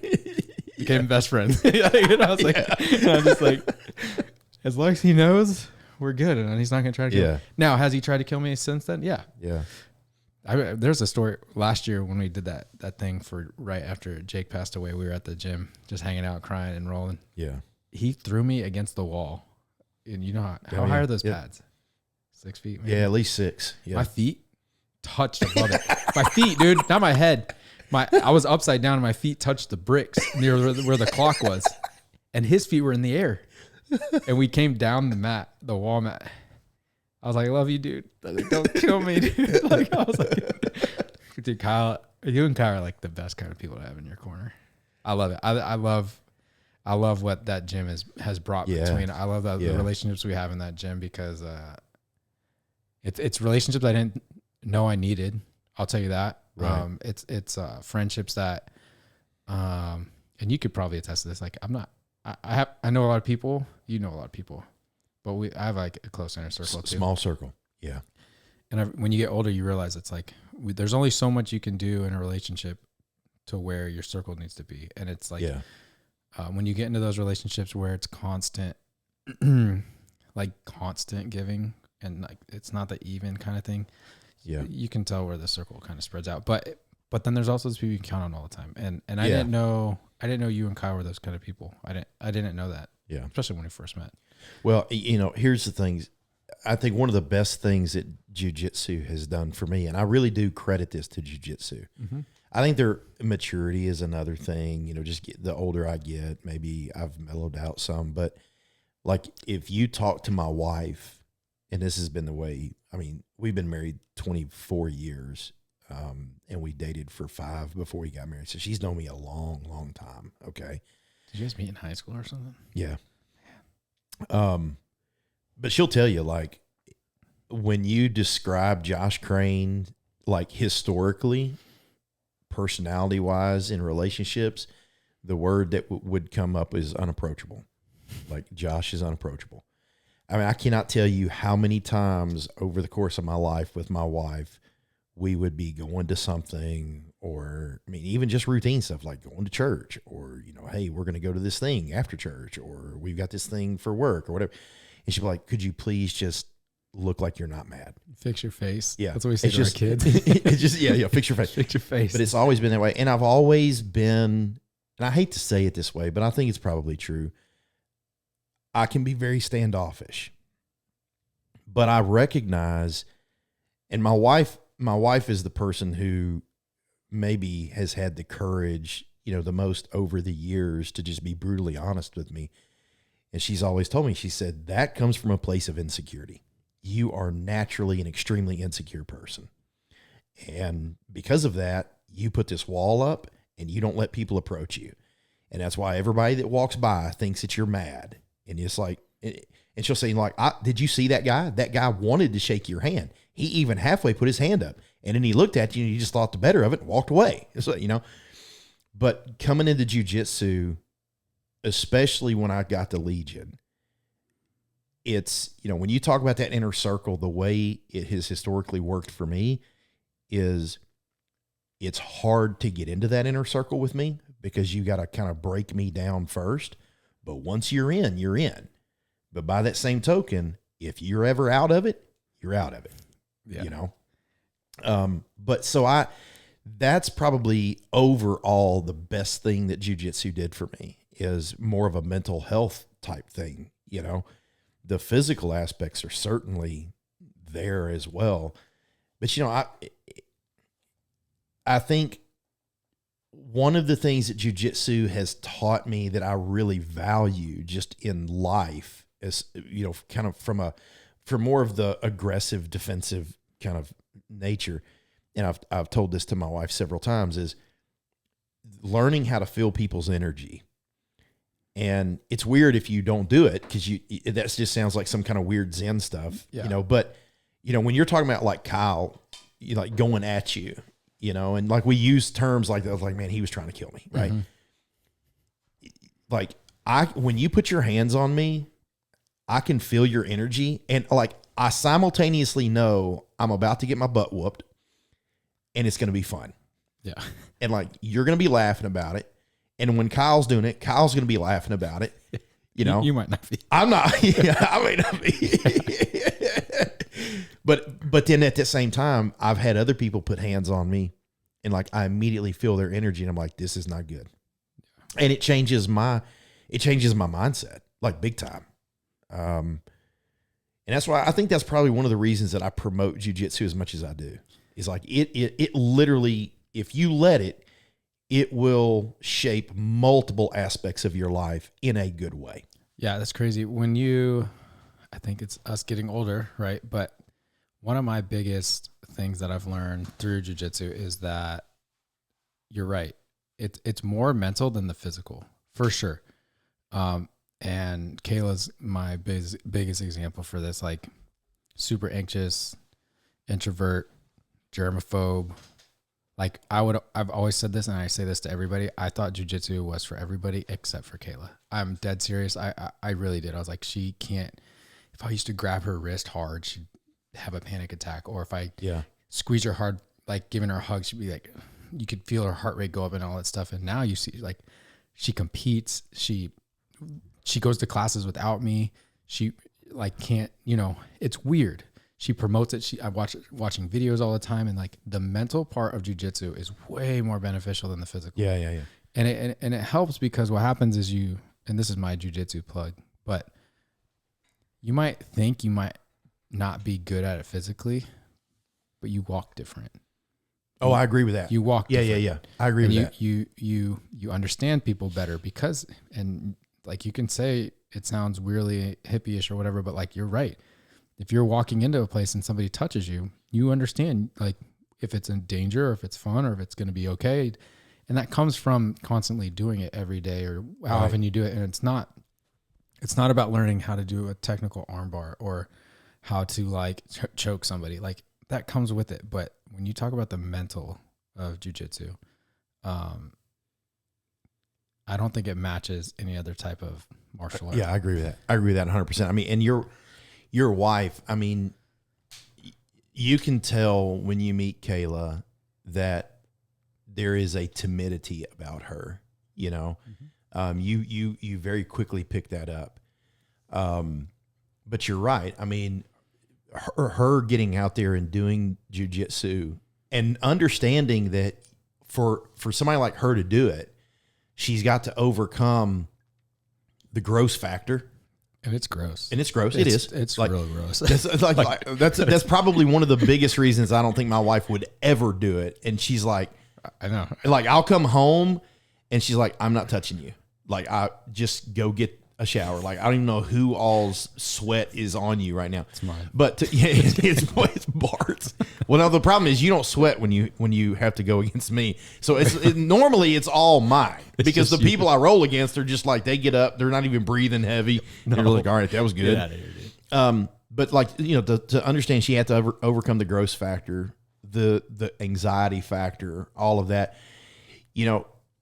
But then you see how that impacts people in other parts of their life.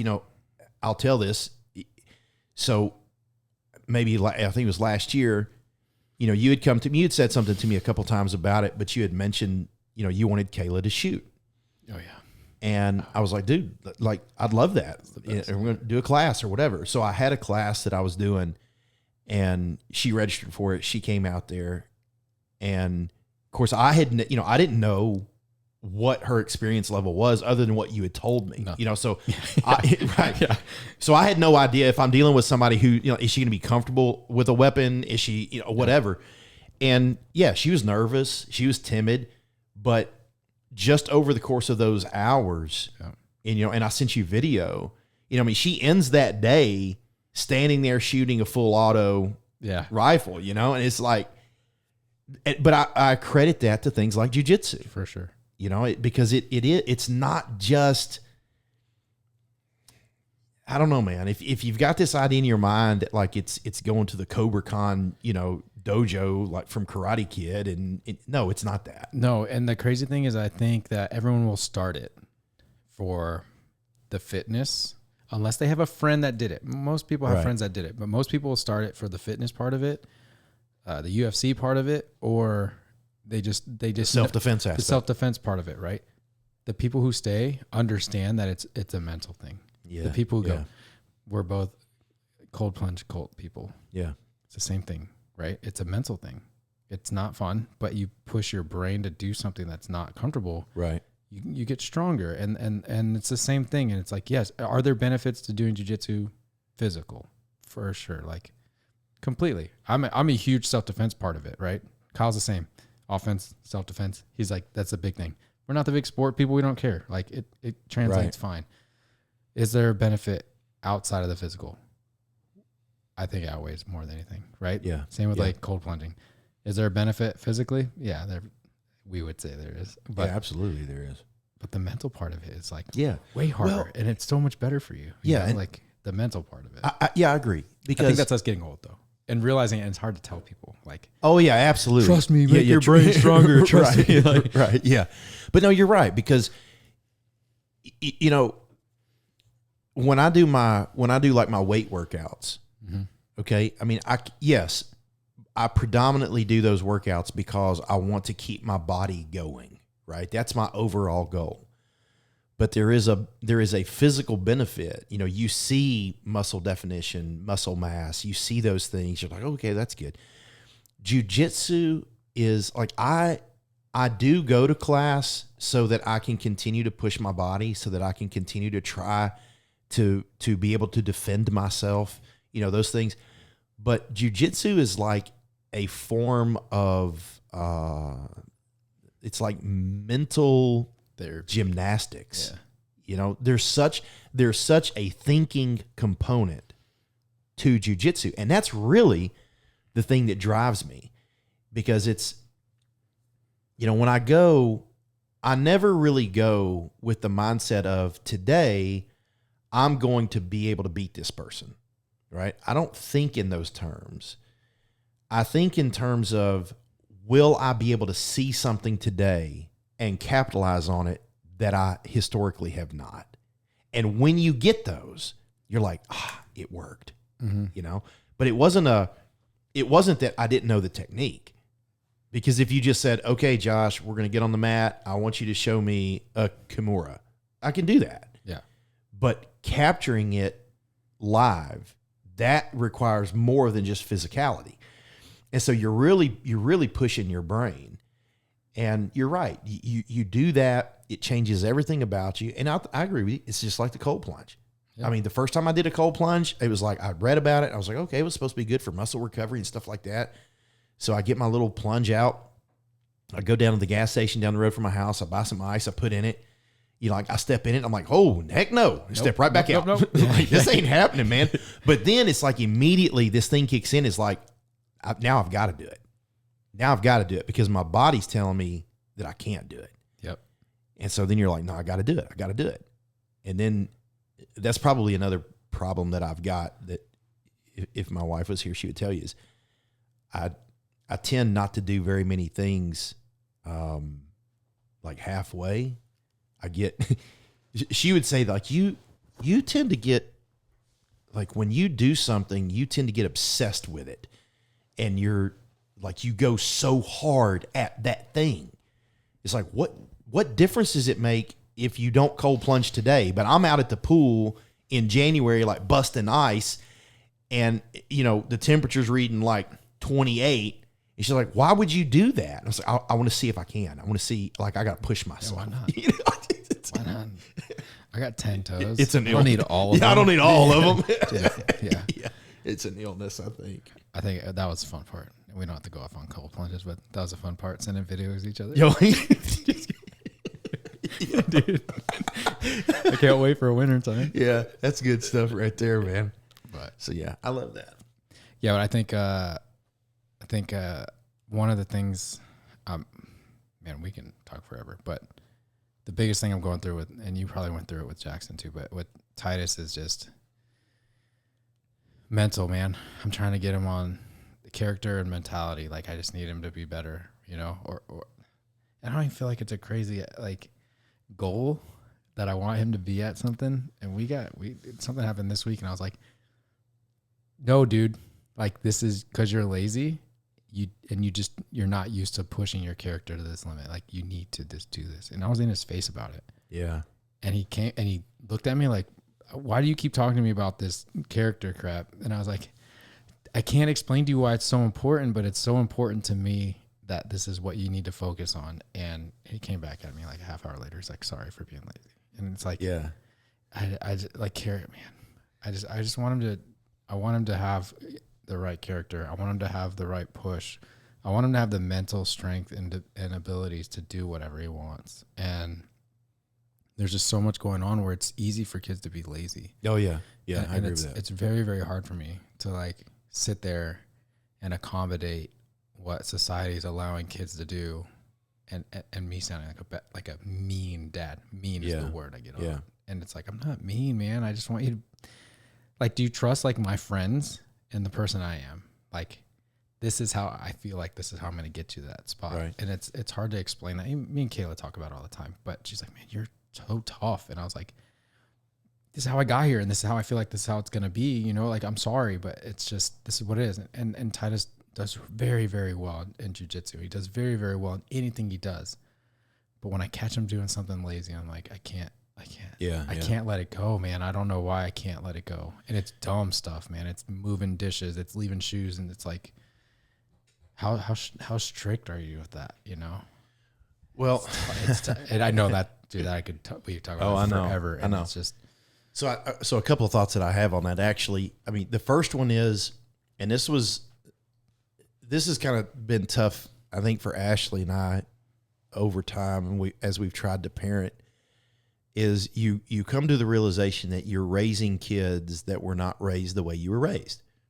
And I think we have a tendency to think, well, I'm going to raise my son and my daughters the way that I was raised. And in a sense you do, right? Because in a sense it's like, I'm going to expect certain things of you, and just like we're expected of me, you know?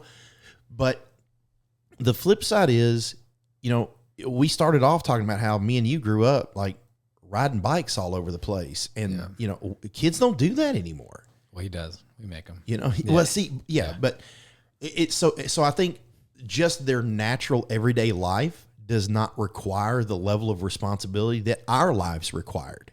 You know, I mean, you had to have a certain amount of responsibility, you know, in the summertime when school was out, when mom and dad went to work, and like, I'm gone. I'm riding my bike. I'm out of here. I'm doing whatever. Isn't that sad though? Like Titus is 12.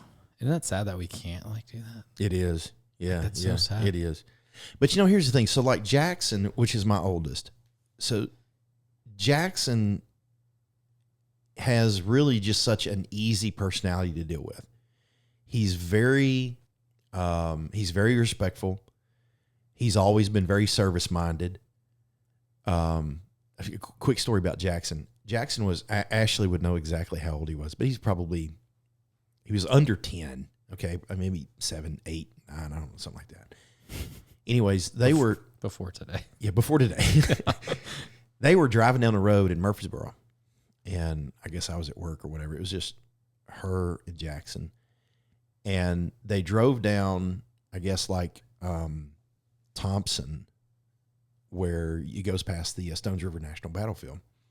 And Ashley says, we weren't talking about anything. Like there was literally no conversation that we were having that had anything to do with this.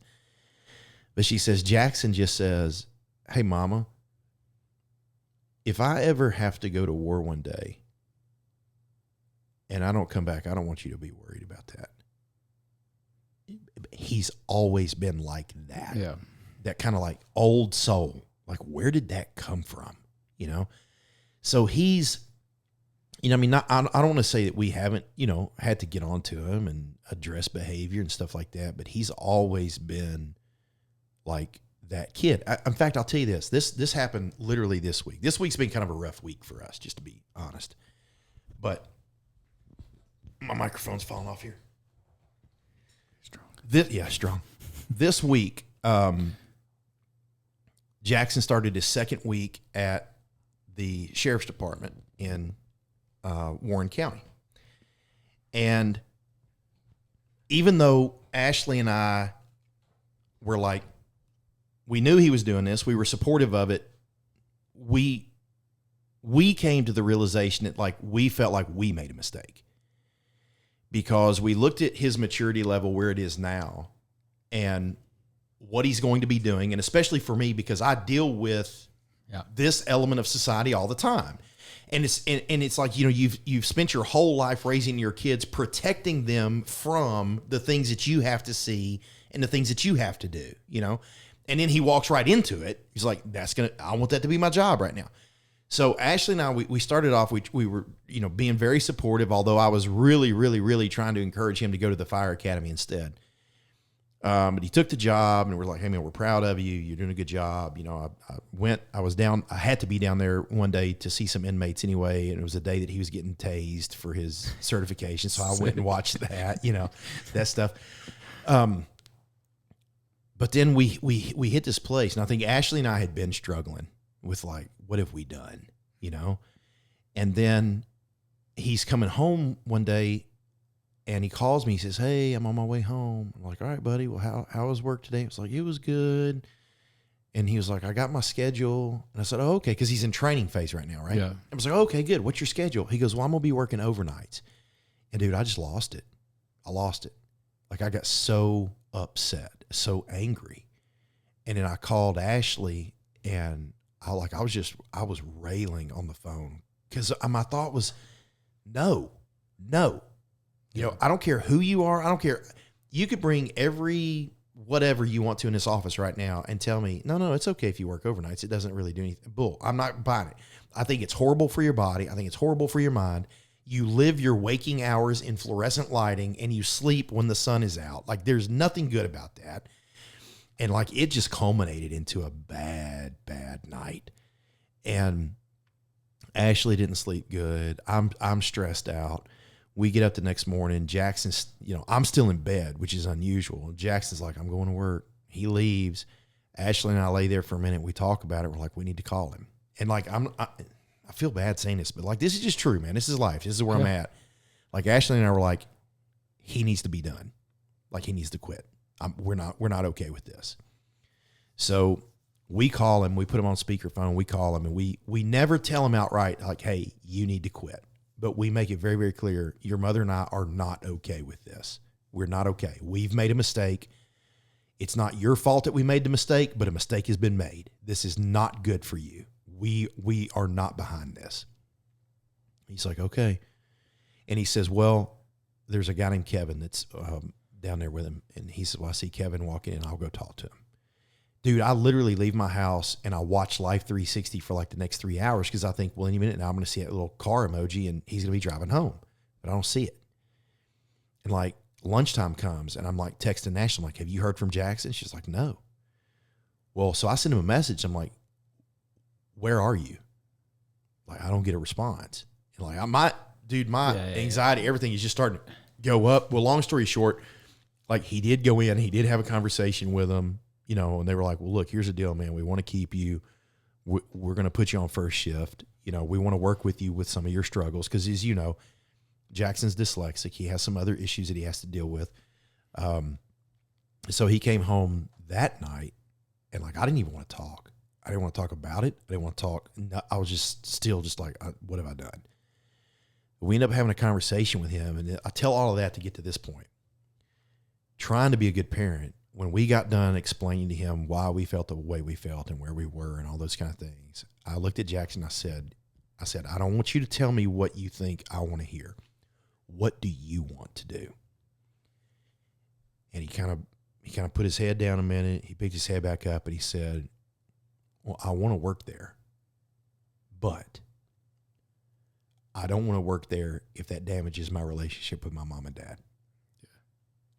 And I looked at that and that's a dagger to the heart, first of all, because you're like, what am I doing? So we told him, we said, look, you're not going to damage this. You can't damage this. If you want to do it, do it. This is our concern. We want you to address these concerns as best you can, whatever.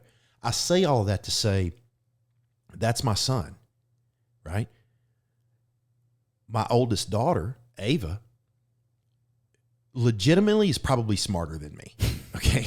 I mean, I mean that, like, seriously, if she and I did an IQ test, there is a very distinct possibility. Like, she's going to look at me like, dude, you're dumb. Episode 3. Yeah. Episode 3. Yeah. Live test. Right. So, but like Ashley was telling me last night, she said, I don't know what it is. I don't know if there's a person like this that exists, but we need to find them if they do.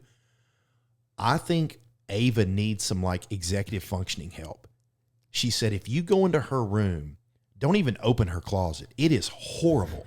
She said, and in her room, there's like food sitting out, empty water bottles. She's like, this girl has zero organization. Like it don't.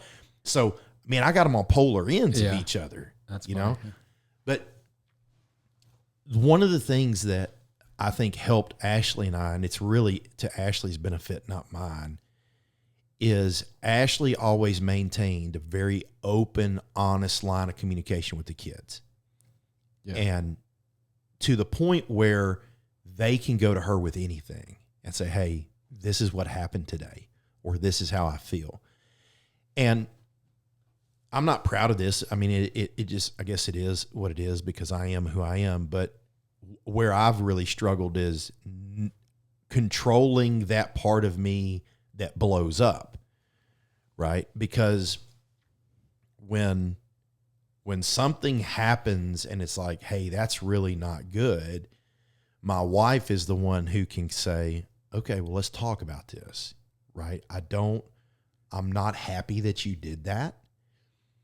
That hurts my heart that you did that. But I love you. And I think that if you'll think, that's her approach, right?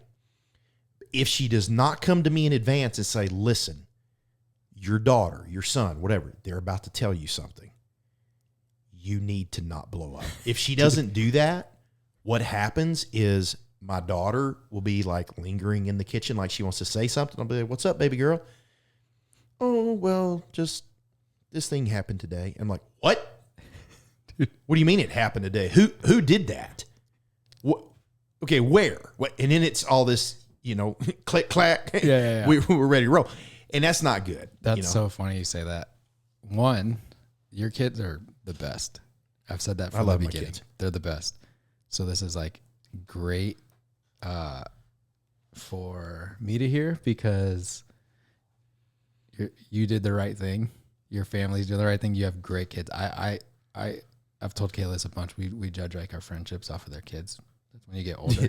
Yeah. Well, because you want to be around people that are going to be able to like invest in you the same way that we need to invest in each other. And that's just where we're at in life. Like we're right behind you with the ages. Right. And that is the same exact dynamic in our house. Yeah. I'm not proud of it. I think it's a male-female thing in part, but thanks, dude. Thank you. That's what I'm trying to say. I'm not justifying that we suck. Right. I'm not saying I'm not saying that we should be proud of that, but hearing that you guys have the same exact thing with the kids and the same exact way that Ashley responds, like Kayla does the same thing, and you guys did great. Yeah. And so I'm like, it doesn't mean I'm not going to change, but if Kayla doesn't say, hey, same exact, Titus will like, you could tell he wants to say something to me. I'm like, yeah. And even if she doesn't come to me, I'm like, what? Right.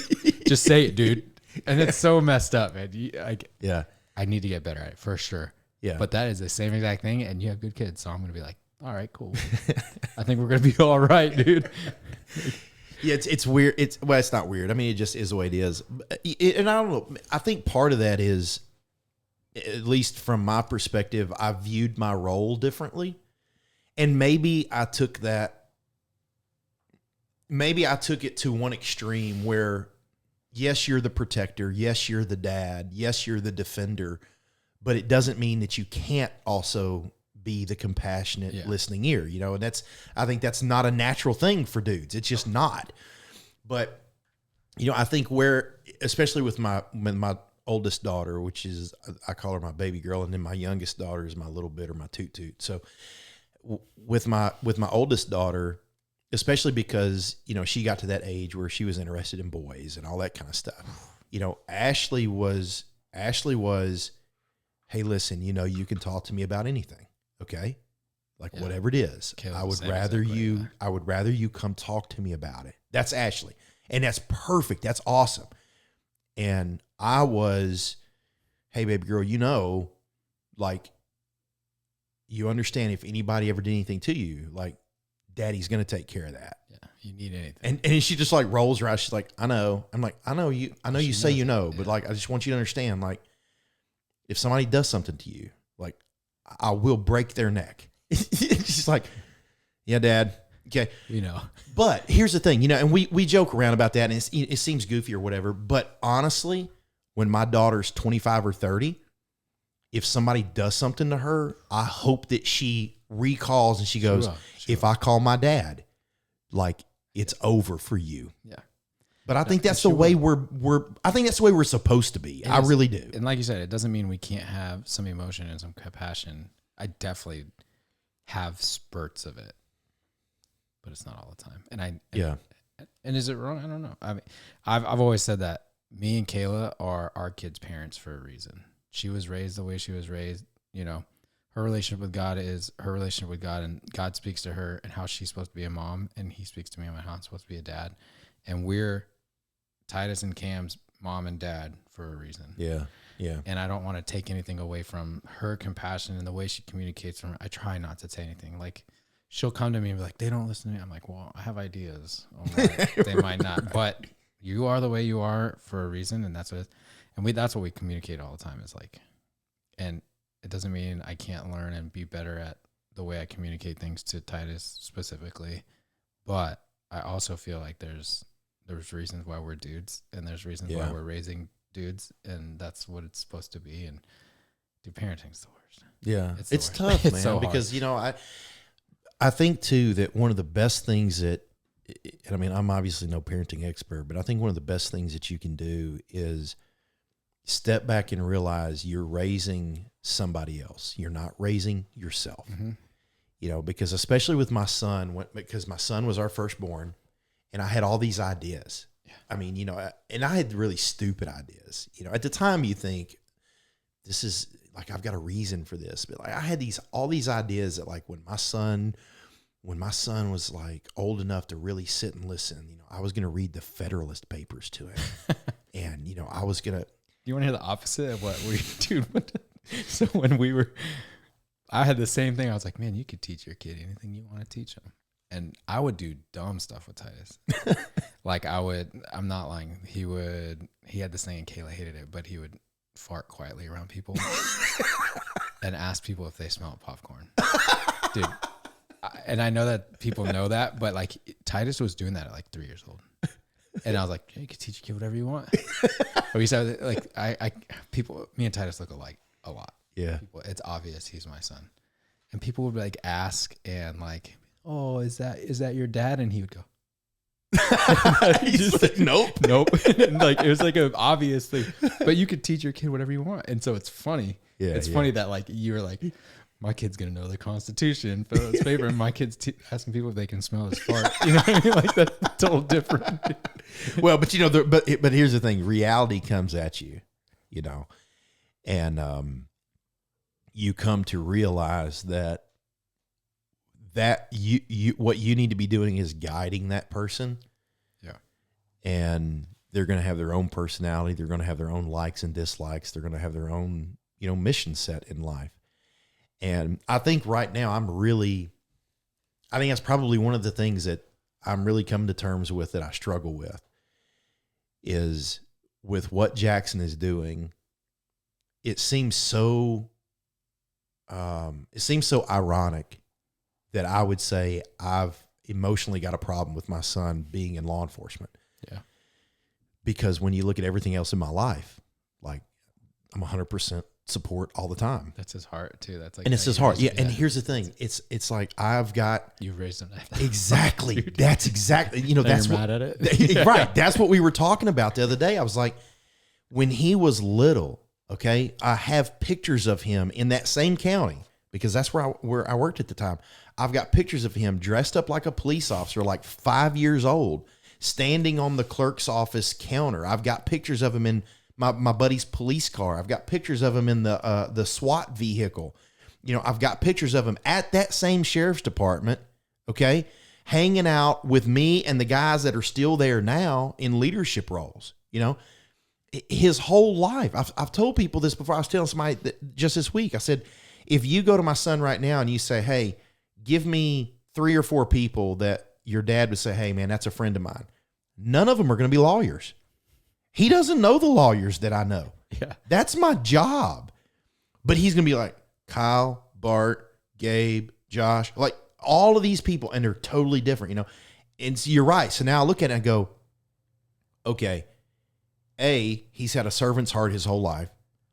B, he was raised watching those relationships with his dad. Yeah.